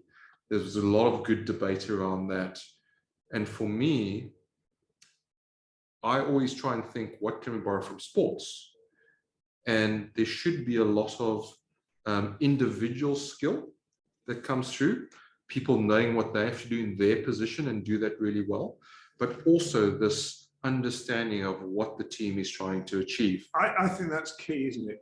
If you look at rugby, the players and the team spend a lot of time on the practice ground, practicing, training, they use video, and they all understand their role in the team. They understand when the ball's going to come to them. They know the plan, they know what they've got to do with it, and they know who they've got to pass the ball on to. Absolutely. And if we could replicate that in business, if we can make people part of those teams and play with the determination and the planning that a rugby team play with, and the flexibility, because of course, you know, no 2 games in rugby are the same. So you've got to have that flexibility so you can adapt to the situation as it evolves. Agreed. And I guess to liken, you know, the app to something in rugby, sticking with that theme, the GPS tracker that players wear on the back of their necks. And so the coach or coaching team in real time can understand if a player is getting tired or whatever the case may be. I guess that's what you're trying to achieve. That's absolutely what I'm trying to achieve, because I didn't mention that today, but you're right on the ball there. Yeah, it's collecting data. We can track the players. Well, why can't we track the people in the business? Why can't we see what they're doing, understand what their problems are, and how we can support them in solving the problems? It's not about blame. It's not, oh, you didn't do the right pass in the rugby game. It's about how can you understand how to do the pass better next time. Yeah, absolutely. Absolutely. Look, I mean, we're not going to keep you here the whole night. It is the end of the day. And thank you very much for taking time out. And, we are on location. We've got this clock in the background, almost, giving us a cue. But before we let you go, any final thoughts you want to leave our listeners with? Only that I think having real-time data displayed on a big screen in front of you is so powerful. It's the scoreboard in the rugby game. And if you can take better, more informed decisions, then that's the key to achieving more in business. Fantastic. I love that. For our US listeners, just replace the word rugby with football or American football, and you'll get the same analogies. But David Herington, thank you so much for giving us your time, and enjoy the rest of the evening. It's my pleasure. Thank you. So hello, project people. We're at day 2 of EVA26. Day 1 was fantastic. I'm sure you've listened to the first part of the podcast, and we opened today with some fantastic exercises, Karen. Before we got to your brilliant slot, a bit of elbow rubbing and elbow massaging just to get everyone awake. But then we've had you on the podcast before, episode 73, talking about responsible project management. So we won't go into too much of that again, but you spoke about systems thinking today. And there's a few areas that we could explore in the short few minutes we've got with you. But I wonder, Karen Thompson, for those of you that don't know, go check out episode 73. If you could just give us a basic overview of what you presented today and why, more importantly, you presented what you did. Gosh, okay. The why was very much building on one of our conversations on Steve's conversation club, where we introduced the idea of systems thinking. I say introduced. The term seems to be coming back into quite a lot of, we're hearing it quite a lot. Personally, it takes me way back. I was first learnt about systems thinking probably 40 years ago when I was training or being as part of my education as a systems analyst. So in that context, systems thinking clearly fits with what I was doing then. Really, the ideas are quite simple, but, well, conceptually simple in terms of just viewing the world as systems that are interconnected and independent. I think in project management terms, this is particularly relevant because we tend to focus on the project as a discrete thing that is neatly bounded. And of course, that fails to recognize the extent of complexity and interactions between the thing that we're talking about and its environment. So this meshed quite well with the idea of responsible project management, because in order to act responsibly, you have to be aware of some of those connections. So that was why we were pursuing the theme of systems thinking in the context of what I did in my talk was to link up 3 examples from nature where those examples illustrated the interconnections between systems. And in particular, what I was trying to highlight was that in terms of sustainability, human beings haven't been on the planet very long. There are many species that have been here much longer than we have, who have all sorts of mechanisms for the survival of their species that they have learned over millennia. And human beings are still only just sort of catching up and trying to learn how to live sustainably. So I think we can learn a lot from examples in nature. And I also found when I looked at preparing for the talk that I could align those quite well with the 3 underlying principles of, or 3 underlying values of responsible project management.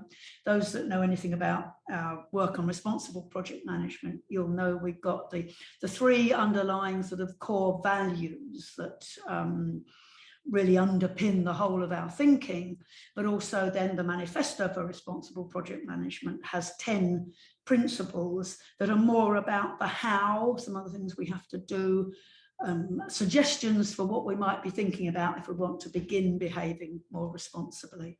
Fantastic. That's a great baseline. And if I can just pick 3 areas from your presentation just to share with the listeners, of particular interest was what the government is doing on the Wellbeing of Future Generations Act. I wonder if you could comment briefly just on that and what that's all about. Well, in my presentation, I linked this to the example of the trees that have masting years and communicate with each other to ensure that every few years there's an abundance of, so in the case of oak trees, acorns produced on the basis that they produce far more than will be predated, so that there are some left to ensure the survival of the species going forward. But actually thinking about future generations is relatively new in our, well, it's relatively new in modern societies. Of course, many indigenous populations have an awful lot of knowledge about survival and about, so this idea about communicating for the future generations and thinking about the future generations. The Welsh government introduced the Future Generations Act in 2015, and there is already, you can find it online, there's a framework for projects that provides some very useful starting points and things that have to be considered when they are designing projects. That was confined to Wales, but what we already have now, starting in the 21-22 session in the House of Lords, is the Future Generations Bill that will apply to England. Not sure about the legislation in Scotland, whether that is, I think that they probably already got something similar as well. So we are starting to see that the consideration of the impact of what we do now on future generations will become part of government policy. What we've seen in relation to the Social Value Act, which came in, was introduced as legislation in 2012, initially, the focus was in local government and the take-up was quite slow, but it was also focused originally on the service provision. And I think it was only about 5 or 6 years after it came in that it also applied to projects. But what we're seeing there is that, yes, government bodies, public sector are starting to incorporate many of these ideas in their practice, but we're also seeing possibly even more initiatives in the private sector where companies are starting to recognize that if they want to attract the best talent to work with them and join their organizations in the future, they will have to be not just virtue signaling, but actually acting on those commitments to not just protect, but to regenerate the natural and the social resources, and can't just treat these things as disposable consumables. Absolutely. So just 2 other things to add to that. You spoke about social value and redefining, as you say, what success is for projects, and we'll leave the listeners to ponder on that. But I guess a bit of a call out to the listeners. If you've heard what's happening in the UK, if anything is happening in Australia, the US, or anywhere else in the world that the government is doing to drive this forward, would be great to hear from you. I'm sure you'd like to hear about that as well, Karen. We would indeed, yes. We're desperate to start gathering case studies. We'd love to put case studies up on the RPM website, because our mission is really to inspire people to start acting in this area. As the project professionals, we can't just keep saying, oh, we'll just do what the client wants. If we're going to be seen as professional, we really have to start leading the way. And this is drawing on many of the skills we already have to manage stakeholders, to negotiate with those stakeholders, to try and find a path that meets lots of different needs. We need to be considering a much greater range of needs now, and that will be more challenging. So we want to try and help project professionals to do that by inspiring them with success stories, however small or however large. And there are many problems that I'm sure many people will feel are intractable. One of the classic examples around this future generations idea that we've has been shared with us is the idea that when some of the pipelines were being built, it must be in Canada, the discussions between the oil companies and the Indigenous people were around, well, how much is this land worth? Well, to the Indigenous people, there is no value because it is absolutely, the ground that they were looking to purchase was sacred. So the Indigenous people, there was nowhere in their consciousness, and they didn't have the language, of course, to be able to adequately explain that to the oil companies, or the gas companies, who simply wanted to buy the land. To the Indigenous people, this was simply a concept that they couldn't grasp. So how we use language and how we start negotiating in these areas where we haven't got a common language and haven't got a common set of values, we really need to start looking for some good examples of how we can navigate that. Fantastic. Karen Thompson, thank you so much for your work and thank you so much for your time. I hope you enjoy the rest of the EVA26. It's been a pleasure to have you on again. Thank you, Dale. Folks, I'm sitting here with Mr. Niall Ferris, who's no stranger to the Project Chatter podcast, episode 51. You first made your appearance with us, so it's a pleasure to record this, I guess, in person for a change. It's nice to see people eye to eye. But you presented today on the pandemic, and you're involved with the NHS delivering the COVID-19 mega laboratory. That's right. And you went all over the show in terms of giving us everything that was involved, the challenges, the tribulations, the successes in that story as well. I wonder, just for the listeners, could you give us a brief overview of what you covered? Yeah, sure. So I started the presentation putting the challenge in context. And the challenge was a fairly unique one at the height of a pandemic, mid-2020. And a pandemic that was growing legs, arms, and mutating. After putting in context, I really just gave a brief overview of the project and the benefits of the project, but primarily focused on what I see as the vital ingredients and possibly lessons learned of delivering major infrastructure at speed. Yeah, I mean, one of the most astounding things, I think, one of the stats, the key stats, was you delivered a 3-year program in 1 year. Yeah. And that was absolutely astounding. I felt you got a very difficult question from the audience saying, well, if you had the 3 years, how would it be different? And I thought, here we go, we need some Monte Carlo analysis to be done. But one of the things we've spoken about before, and we won't go into too much detail because we want to try and get a full-length podcast on this project, and we'll get that in the future, ladies and gents, was around the stresses that put on everyone. And I know that's a big thing for you. It is. Yeah. Can you talk a little bit around, the human side of this project? Yeah, sure. I mean, look, a large group of people from a wide range of backgrounds thrown together into a pressure cooker. Initially we had the stresses of talking different languages and being, in effect, different beasts with different perspectives. But one thing that really helped to get us through that process and that stress was some of the leadership and the real belief in what we were doing. And we had an inspirational leader and sponsor in Dame Anna Domenechik. And she would reiterate the gravitas and the importance of the project and the benefits. And she kept having this phrase that this lab is going to save lives.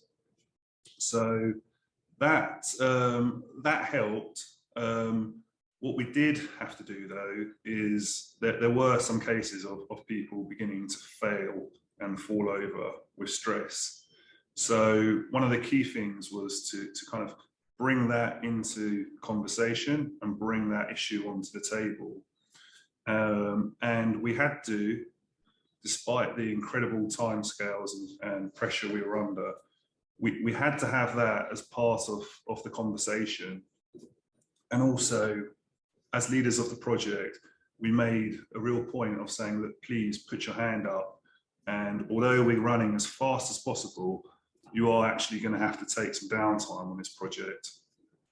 Take some time off, recover, because in the long run, you know, you've got to look after yourself, and you need that downtime to really have some clarity and keep up the momentum.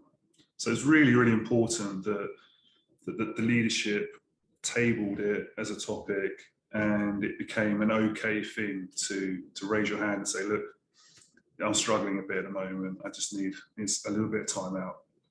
Absolutely, it's that psychological safety, as we always talk about. Look, we're going to go in depth into this specific project in the podcast coming up. As we said, we're going to fix a date with you, Niall. Before I let you go, though, how have you enjoyed EVA26? I've absolutely loved it. Firstly, I mean, what an incredible setting. You can't help but be inspired in the Honours Hall. And yeah, it's been desperately missed.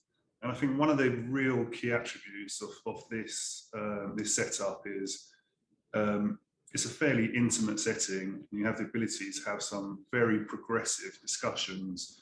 So one of the things that's really stood out for me is we're really talking about game-changing future stuff. And it's a real positive blend of the people challenge, the political challenge, the economic challenge. And I think that the bits of creativity with the poetry and the music, it really feels like that the group and communities come together. And so it's a fantastic, enjoyable event, and really look forward to the next one. Fantastic. Well, we look forward to seeing you at the next one as well. Absolutely. Thank you very much for your time, Niall. Thanks, Dale. Cheers. So, folks, it gives me great privilege and honor to introduce our next guest on the hot seat, Mr. Michael Rosen, who presented today, I guess, off the topic of project management or performance, but a lot of lessons I took from your story. You spoke about your experience with COVID, coma as well, and it was very vulnerable, and I think it was also very captivating. You're a fantastic storyteller. We need more storytellers in project management as well, but pardon the pun, you're an open book, which is fantastic too. And that authenticity is something that I think we could learn lots of lessons from as well. If I get into this, so the book is called Many Different Kinds of Love, A Story of Life and Death and the NHS. And you read out a lot of the various notes and letters from the nurses, your wife as well. And I just wonder if you could just give us quickly, what compelled you to write the book first and foremost? And then what do you hope that people will take away from reading it? What compelled me, I think, was that I was compelled. And by that, I mean that I was so confused coming out of the coma. And in that period of maybe 3, 4, maybe as long as 6 months after having been in this induced coma, that I needed to do something to sort out what had happened. So really writing is a way of sorting, because if you use an image, that my brain was like a bunch of buttons that were all shaken up, and that I'd pull out a button and go, oh, wasn't that supposed to be stuck there? What's this button here? So I was sort of reaching into my mind and then getting confused. And then my wife would say something like, well, no, that button should be there. And I go, really? So these are all the memories and thoughts, things that had happened to me in the hospital, jumbled up with memories of my mum and my dad dying, and my son dying, all sorts of things, all jumbled up together. So you say compelled, I felt compelled to do it because I needed to sort it, because if you like, if you're walking about in the world and your mind is all tangled up, it's very difficult to do the next thing, because you can't wash up or you can't make yourself a cup of tea because you're bothered by this stuff. So I felt an urgency, if you like, to sort it out. So I don't know whether that quite answers it, but that's what it felt like. Look, it's your answer. There aren't any wrong answers here, and I love the fact that we're on location. We had some backing music there, free of charge. So yes, it was good, wasn't it? Yeah. So hopefully the mic picked that up, folks. If you're listening in. So for those of you, and very embarrassingly, I said this to you before, Michael, being from South Africa. I think probably one of your most famous books you've written is We're Going on a Bear Hunt, and that's probably well known globally. But embarrassingly, being from South Africa, I had not come across it, so I'm definitely going to get it for my kids. But you've had an opportunity, I guess, to influence kids, children, grown-ups through your writing all around the world, and I just wonder, is that sort of almost like a superhero, I don't know, sense that you've sort of developed over time, or something you've always had? And also, do you feel like you have a sense of responsibility because you've got that audience? Always a sense of responsibility. Somebody said that it's a bit like that old Latin phrase that people are told when they look after other people's children, you're in the loco parentis. So that means, in the place of the parent. And that when you write a children's book, you are in a way a stand-in for a parent, because when the child is absorbed in the book, they're not with their parents. So you have to think you've got that kind of responsibility and that kind of care that you must attend to. So you can't do things that a parent wouldn't do, in that way is what you sort of think. That's that thing. And then about developing it, I'm getting on a bit. So what I've been doing all these years is you find a way of thinking about the books you've read, the children you know, the children you've known in the past, the child you once were, and it all sort of goes into a melting pot where you start thinking, oh, I know that child I was, let's say, he would have liked this, and you write a little bit. Or you might think, oh, my son, when he was 12, oh, he'd have liked that. And so you kind of hang on to that sense of audience, if you like. And that also gives you a sense of whether you're doing right, by what you're trying to express. Absolutely. And one of the key things that I took away from what you presented today, or read out, or took us through the story, is that you've been through a hell of a lot, most recently physically and mentally as well. And what an amazing recovery. But you've approached it with humor and sort of, as you say, that childlike mindset, that curiosity. And I think that is something that we can take away as well. How do we keep that with us throughout our lives? In my case, I think in a couple of ways. One is that I think play is incredibly important.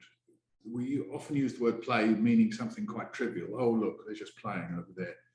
And that it doesn't work and it doesn't matter. I think just the opposite. I think play is the way we discover things, the way we investigate things, the way we actually move forward. So, I bought a new computer the other week. I looked a bit at the manual and then I started playing. I trusted myself to be able to play with it, that I wouldn't smash it up. They're quite robust. I'm not going to press 5 buttons all at the same time, so it might blow it or something. And so you think, oh, what's that do? What's that do? What's that for? Oh, right. Oh, look. I discovered yesterday that I could brighten the image of the output from my Zoom by pressing my brightening thing on my computer. Well, I did that just by playing. I mean, I'm sure it's in a the book of words somewhere, but I discovered that through play. So that's very trivial, but at the same time, you think of any of these things around us. Electricity was partly discovered through play because Alessandro Volta sat there playing with little bits of metal in his mouth and discovered that he could create a charge across his tongue. Because, as we know, there's fluid in your mouth, and you put 2 bits of metal, and chung, there was a charge, and he went, wow. So electricity can pass through non-living materials. Well, he discovered that through play. So, we kind of rely on electricity a bit, don't we? So, so play is very important for me. So I play with some of the tragic and awful things that happen. So it's a way for me to understand it and to investigate it, is to play with it. And then the other thing, I guess, I have ticking away in the back of my mind is something to do with absurdity. So, I'm somebody who thinks there is no point to life. So I start from that aspect. So I don't have any other being out there who's looking after us. So life is completely pointless. So what do you do with that? You don't despair. I'm not a nihilist or anything. I just say, well, you have to make a point of what it is you're doing, because it is ultimately pointless. It may seem like a contradiction, but for me, it isn't at all. So if, like, say, Paul Lyalls said to me, would I come and talk to you today? I would say to myself, what's the point? Then when I find the point, I quiz him, he tells me what it is. I say, oh, that sounds interesting. Then I go and do it. So that makes today full of point. Life overall may be pointless, but today has a purpose for interesting people to meet and talk to. They might be interested in something I've got to say, and I'm going to learn some stuff as well. That's good, you see. So there was point today. So, but overall, there's a kind of absurdity as to what we're here for. Or if you look at an ant and you say, well, what are you here for? Or for that matter, a giraffe or the kittens I've got at home. Why are you here? What is the point? But then, you remember you're stroking them and having fun, and then you think, oh, there is a point to it. So I'm always playing around with the absurdity and indeed with play. Fantastic. Look, I don't want to keep you too much longer. It's been an absolute privilege and honor, like I say. My key takeaway from your last answer there is that I'm going to go home to my wife and say, I need a PlayStation, because Michael Rosen said that I need to play more.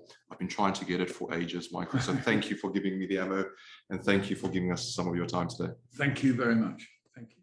Hi, folks. So I'm sitting here with the amazing Joe Lucas. Joe, you're no stranger to the podcast. We've had a few guests that have appeared before, and you're one of our amazing guests from episode 92.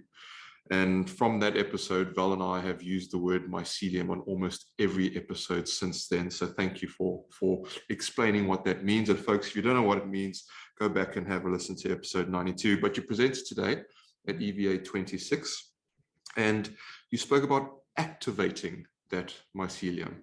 So I wonder if for our listeners, sorry, it's been a long 2 days, if you could perhaps give us a brief overview of what you presented about activating that mycelium.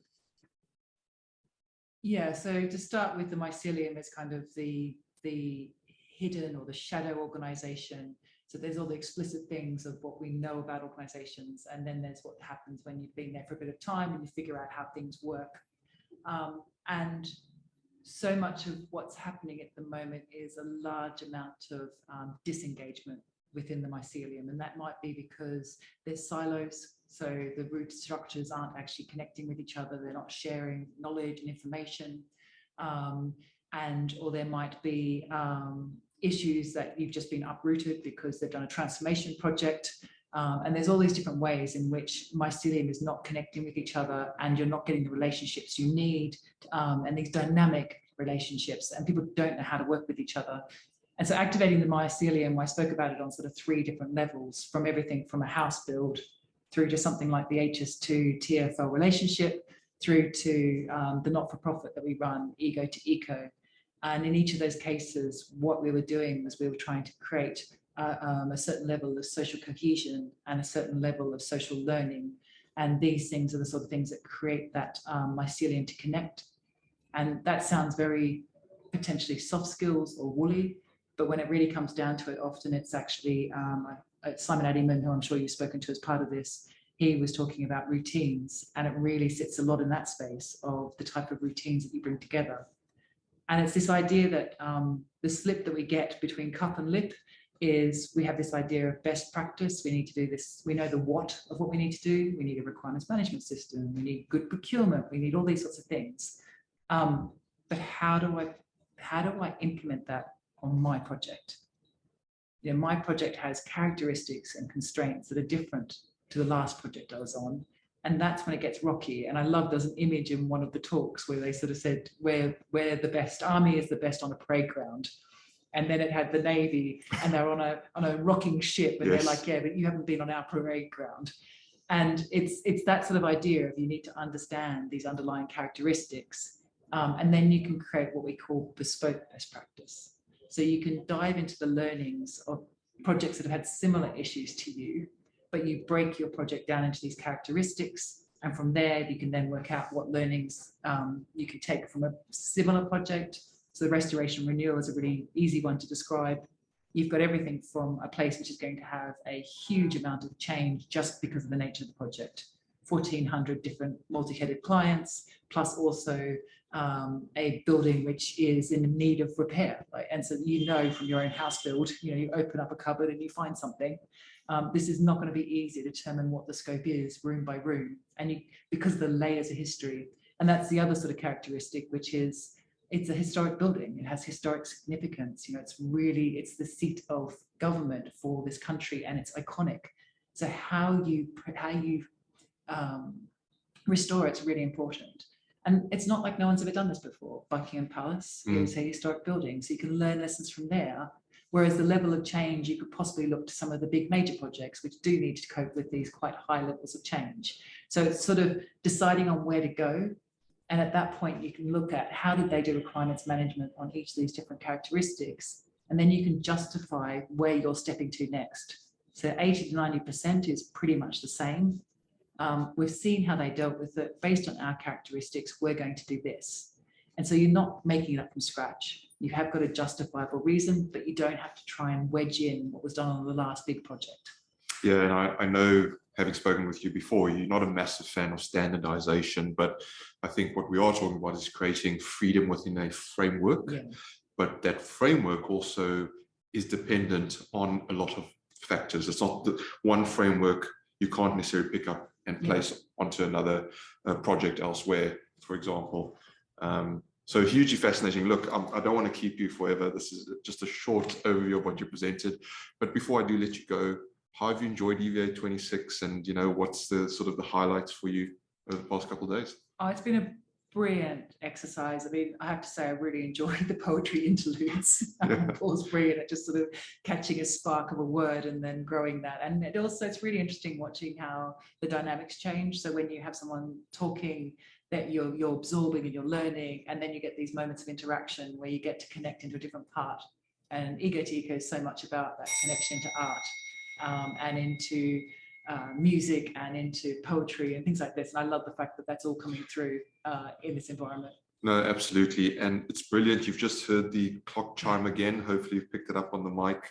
It's great. We're on location and it's almost the end of day 2. I think we've got some music in store. So folks, that's Joe Lucas. Thank you very much, Joe. Brilliant. Thanks, Dale. So folks, I am privileged to be sitting yet again with 2 more fantastic presenters at the EVA26, James Lee and Alex Leopard. So fantastic to have you both in the 2 hot seats that we have here today.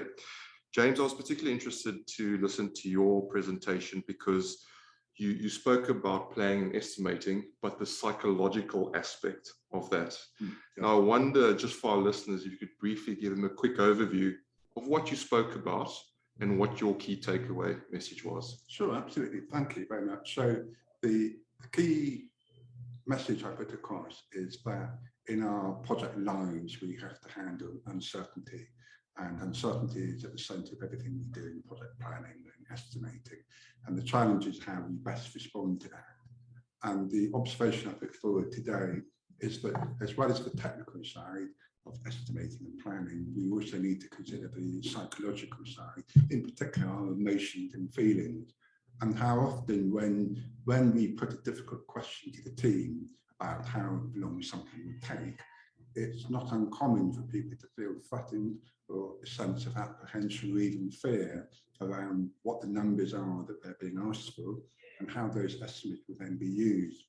So I put across the importance of calling out those uncertainties with the team and to say, we've got your back, we're behind you on this, and we are going to make sure that the numbers that we work on as a team are endorsed by the team, and that when we then communicate those numbers and those plans, the caveats and assumptions are fully understood and then managed throughout the life of the project.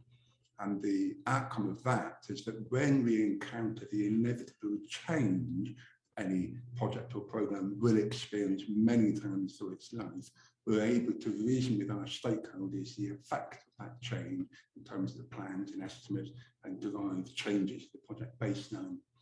And the outcome of that whole process is to give the team a sense of safety and comfort, knowing that collectively you have given them the safe zone they need to work in. And that then leads to a state of trust and confidence, which is where we want to get to. Fantastic. And we've spoken before on the podcast about psychological safety, and we don't often think about the implications of emotion driving our estimates. Yes. And so that's fantastic. Just briefly as well, I know you touched on data analytics and how that is changing the game slightly and will continue to. Just quickly, do you think that helps estimating, takes away some of the I guess, psychological fears and stresses around estimating, or does it just enhance it? I think it's very much about enhancing. So the huge amount of data we've now got available in our daily lives is unthinkable 10, 20 years ago, means that we can bring that into play when it comes to the planning and estimating process. And we're now at a position where we ought to routinely look at the available data when building our plans and estimates to make sure that they are defensible and based on past actual experience. So very much, I think data and data science is at the heart of a massive change we're now seeing. And I think we're going to get to a state fairly soon where it's possible to even consider automatically planning projects based on the requirements. Yeah, exciting stuff, I would say. Some are fearful, but I think exciting stuff. Let's bring in Alex. Alex, you had, I guess, the unenviable task, perhaps, of being the last presenter, but I thought you were hugely engaging in what you presented, and some might say perhaps a very difficult topic to present on. Unconscious bias. Yes. Amongst other areas that you went into. I love the fact that you took the piss out of yourself effectively. And feel free to use profanities on this podcast. Everything's accepted. But I wonder just if you could share, because you had quite a few stats as well in your presentation to back it up. I wonder if you could perhaps, in similar vein to James, just share kind of what you presented and how you think we should use some of the data we've got around it. I know we don't have a metric on unconscious bias, but we've got something. And what is that something? Well, I think completely inadvertently and unscripted that James and I's topics are really quite closely linked and sort of a wonderful segue there to be the final two presenters. But no, the topic I was looking at was, as you said, Dan, it was unconscious or subconscious biases in the workplace, particularly confirmation and optimism bias. And in a very shorthand, confirmation bias is the belief that you are more likely to succeed than you actually are.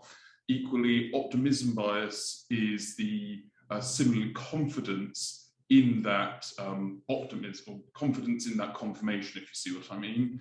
And I'll wheel out some stats. There was a brilliant study done, I think in the 2000s in universities in California, and they asked students to rate themselves out of 10 how attractive they were, 1 being the lowest, 10 being the highest. And the average response, or the most popular response out of all that, was 7. Now that's mathematically impossible. The average should be 5. People can't be that much more attractive than the average. Nobody's that good looking all the time. mean, I try, but so that is a really flippant example, but it just shows that people are inherently believing that they are more attractive than they actually are. And I would love to, I believe there was a follow-up study with some of the bolder participants where those who had rated themselves were then rated by other people.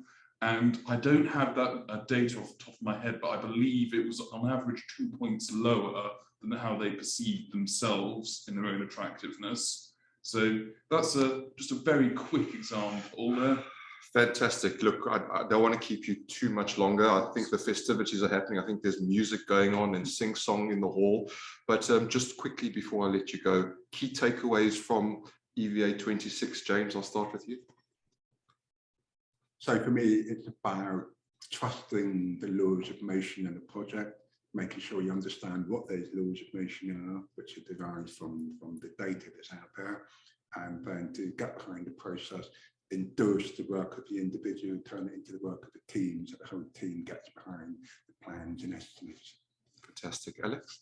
I think I've got a slightly different takeaway. I think it's been a really positive event. I've met a lot of very engaging, dynamic people. And the thing I'm always so positively surprised about the consulting world that we find ourselves in is so many are loosely tarred with the brush of management consultant, yet within these 40 or so people, whom I believe most were or are management consultants, every single one is individual and has a different tale, a different speciality, and a different career interest. And that's just really refreshing to see. Absolutely agree with that. Gentlemen, thank you so much for your time. Thank you. Enjoy the rest of the afternoon. Great, thank you.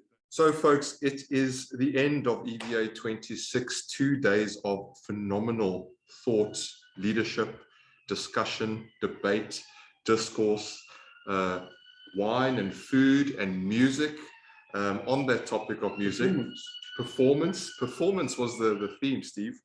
I've got Steve Wake and Jack Pinter here with me. Jack, your role in this is EVA Composer in Residence. So I wonder for our listeners if you could kind of give us what your part in EVA26 was, and how, in previous, in current, and future, and I guess your take on how we're moving forward as a project profession. Oh, sure. Okay, well, first of all, my part in this has just been to invite people to have a chance to express their views, their learning, their experience, their knowledge about project management, using a very special, let's call it an art form. And it's the art form of a song. And we are looking today particularly at using this song form, which is ballads, these old story songs that have been around for hundreds of years, and just thinking about, this is the way people communicated and shared knowledge thousands of years ago. So we're just reinvigorating that medium and inviting people to share their own thinking about where project management is going, where it's come from, the challenges they face, and the things that I suppose we really need to remember as we go forward as project managers into the future. Yeah, absolutely. And you took us through a really, really fun, some call it daunting experience. I lost my voice when I had to take part. I do remember that, Dale. But you seem to have regained it. I have regained it miraculously. It's come back. But no, it was a fascinating exercise to go through. Could you just share with our listeners a little bit of what you took the guests through? Sure. So I just introduced the notion of this concept that how information has been shared in the past is by these itinerant singers who would travel from town to town, from farm to farm, and share the news of the world. And with very simple song form. So they used it, they sung because it would engage people. They do it for a meal, sing for your supper, we know that phrase, or they do it for a drink, and this is how they lived. That was effectively their job. So I invited people just to take a look at some of these forms. I shared some of these forms with them and just showed them how to write their own version using these forms, and people in groups got tucked in and wrote their own verses. And then we went through this process at the end of the day where they had this opportunity to sing it with a live band, which is always, it's a little bit different. You've kind of got to integrate with the music a little bit more. And sometimes you think, are people going to do it? You don't know, but they, you know, they came up, they joined in. Some people actually didn't lose their voice in the moment. And I suppose what we're inviting people to do is really to take that step outside their comfort zone and express themselves in a different way. And of course, this is it's absolutely essential for project managers to keep trying new things, to keep learning new things, and to take this whole world of project management further. That's how I see it. Fantastic, and it was an amazing exercise, and thank you so much for adding to that. You speak about a band. We do have the band. The band's going to play us out at the end of the podcast, so listen up for that at the end. Don't hit stop as soon as we stop talking, listeners. But Mr. Steve Wake, congratulations. After over 2 years, EVA is back. It's back with a bang. I think you said it at the end there. Amazing discussion. You said probably your rowdiest lot. I don't think those are the exact words, but something along those lines. How was it? What's your takeaway? What next? What can we expect? Well, it is nearly 3 years since we had the last EVA event here, and I love the venue. I put on an event, I always have. The intention of EVA was to make people think and not necessarily be told to expect or come along expecting to have their beliefs confirmed like many events are. They're just sort of reaffirmations or selling festivals. So I'm interested in people being autonomous, reflective, but also collaborative, deeply collaborative, and being aware of what's going on around what their normal boundaries are. Because there is so much, as I've said a few times over the last couple of days, there's so much more to projects than just the delivery of just scope. It's about how we behave with each other, how we treat each other, how we talk to each other, the reasons and the rationales why we do these things, the ideologies that drive us to do these things. And I think it's always interesting for me when people haven't been before and they've come along on the trust that Steve Wake's event is a good one to come to. It's interesting to see somebody join the dots together. So yesterday was very much about outlining the complete landscape of the things that I'm interested in and that I want to influence and can influence with the help of a community. I think I called it a coalition of the willing. I want that coalition of the willing to figure out for themselves by listening and reflecting and talking and discussing as they have done in huge fashion over the last couple of days. One of the most lively dinners that I can remember, and it wasn't just singing and dancing, it was real conversation. These people, I think there's a sociological term, it's actualization. Or an old Timothy Leary thing, I'm trying to turn people on to the fact that there's so much more to what they do and what they can do themselves to both influence themselves, the organisations they work for, the cities they live in, the whole society, and they each have a role to play rather than be sitting there waiting to be told what to do or moaning about the problem and not taking some sort of responsibility for it. And I genuinely believe that this one has struck a chord. It's great to be back in the room, and I think many other people felt it was great to be back in the room and to actually, realise again that there's a whole load of us from a variety of backgrounds and sectors with what would seem to be a completely disparate set of interests that actually have common cause and common purpose. So I'm very happy about it. If you'd asked me a week ago, I would have been a nervous wreck. I was really still uncertain as to whether this was going to be what I would term a success. I have to say it's probably been the most successful project event that I can remember. Wow. And what next? Another one. When? Do we have any dates? Well, there is definitely scheduled for the 12th and 13th of October, which is notionally under the working title of EVA28. Next year, the dates are set as well, the 10th and the 11th of May, which is back in its conventional space. It always used to take place in May or June of every year, dependent upon World Cup or golf tournaments or whatever. So we go out of our way to avoid those. But so the 10th and the 11th of May and the 12th and 13th of October to have another go. Fantastic. Also, for me, the BSI is aiming to publish the project control standard that I've been working on and the benefits management standard in October.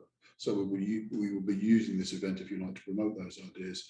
I've spoken about those control standards being an extension of what controls people can get involved in. So I'm wanting them to extend to the oversight of benefits. So expanding this delivery function, this controls function, way beyond the delivery of scope.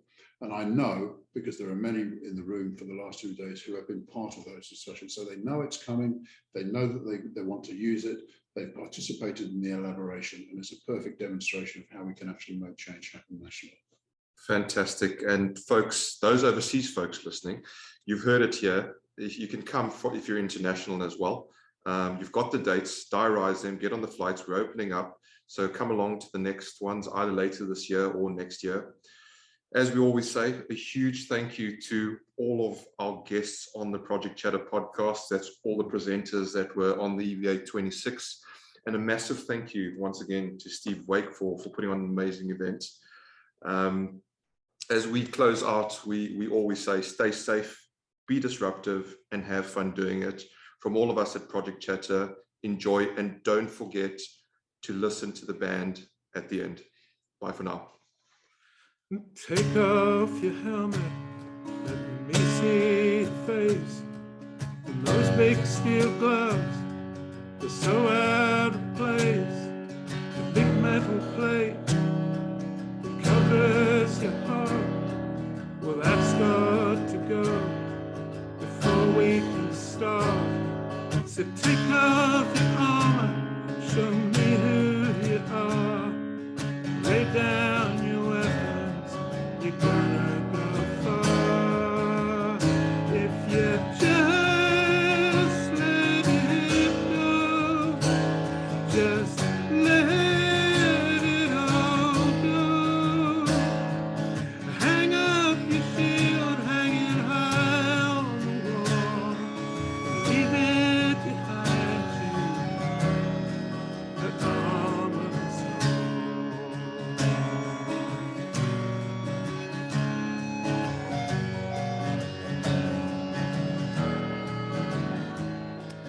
There is no war here, there's no cannonballs.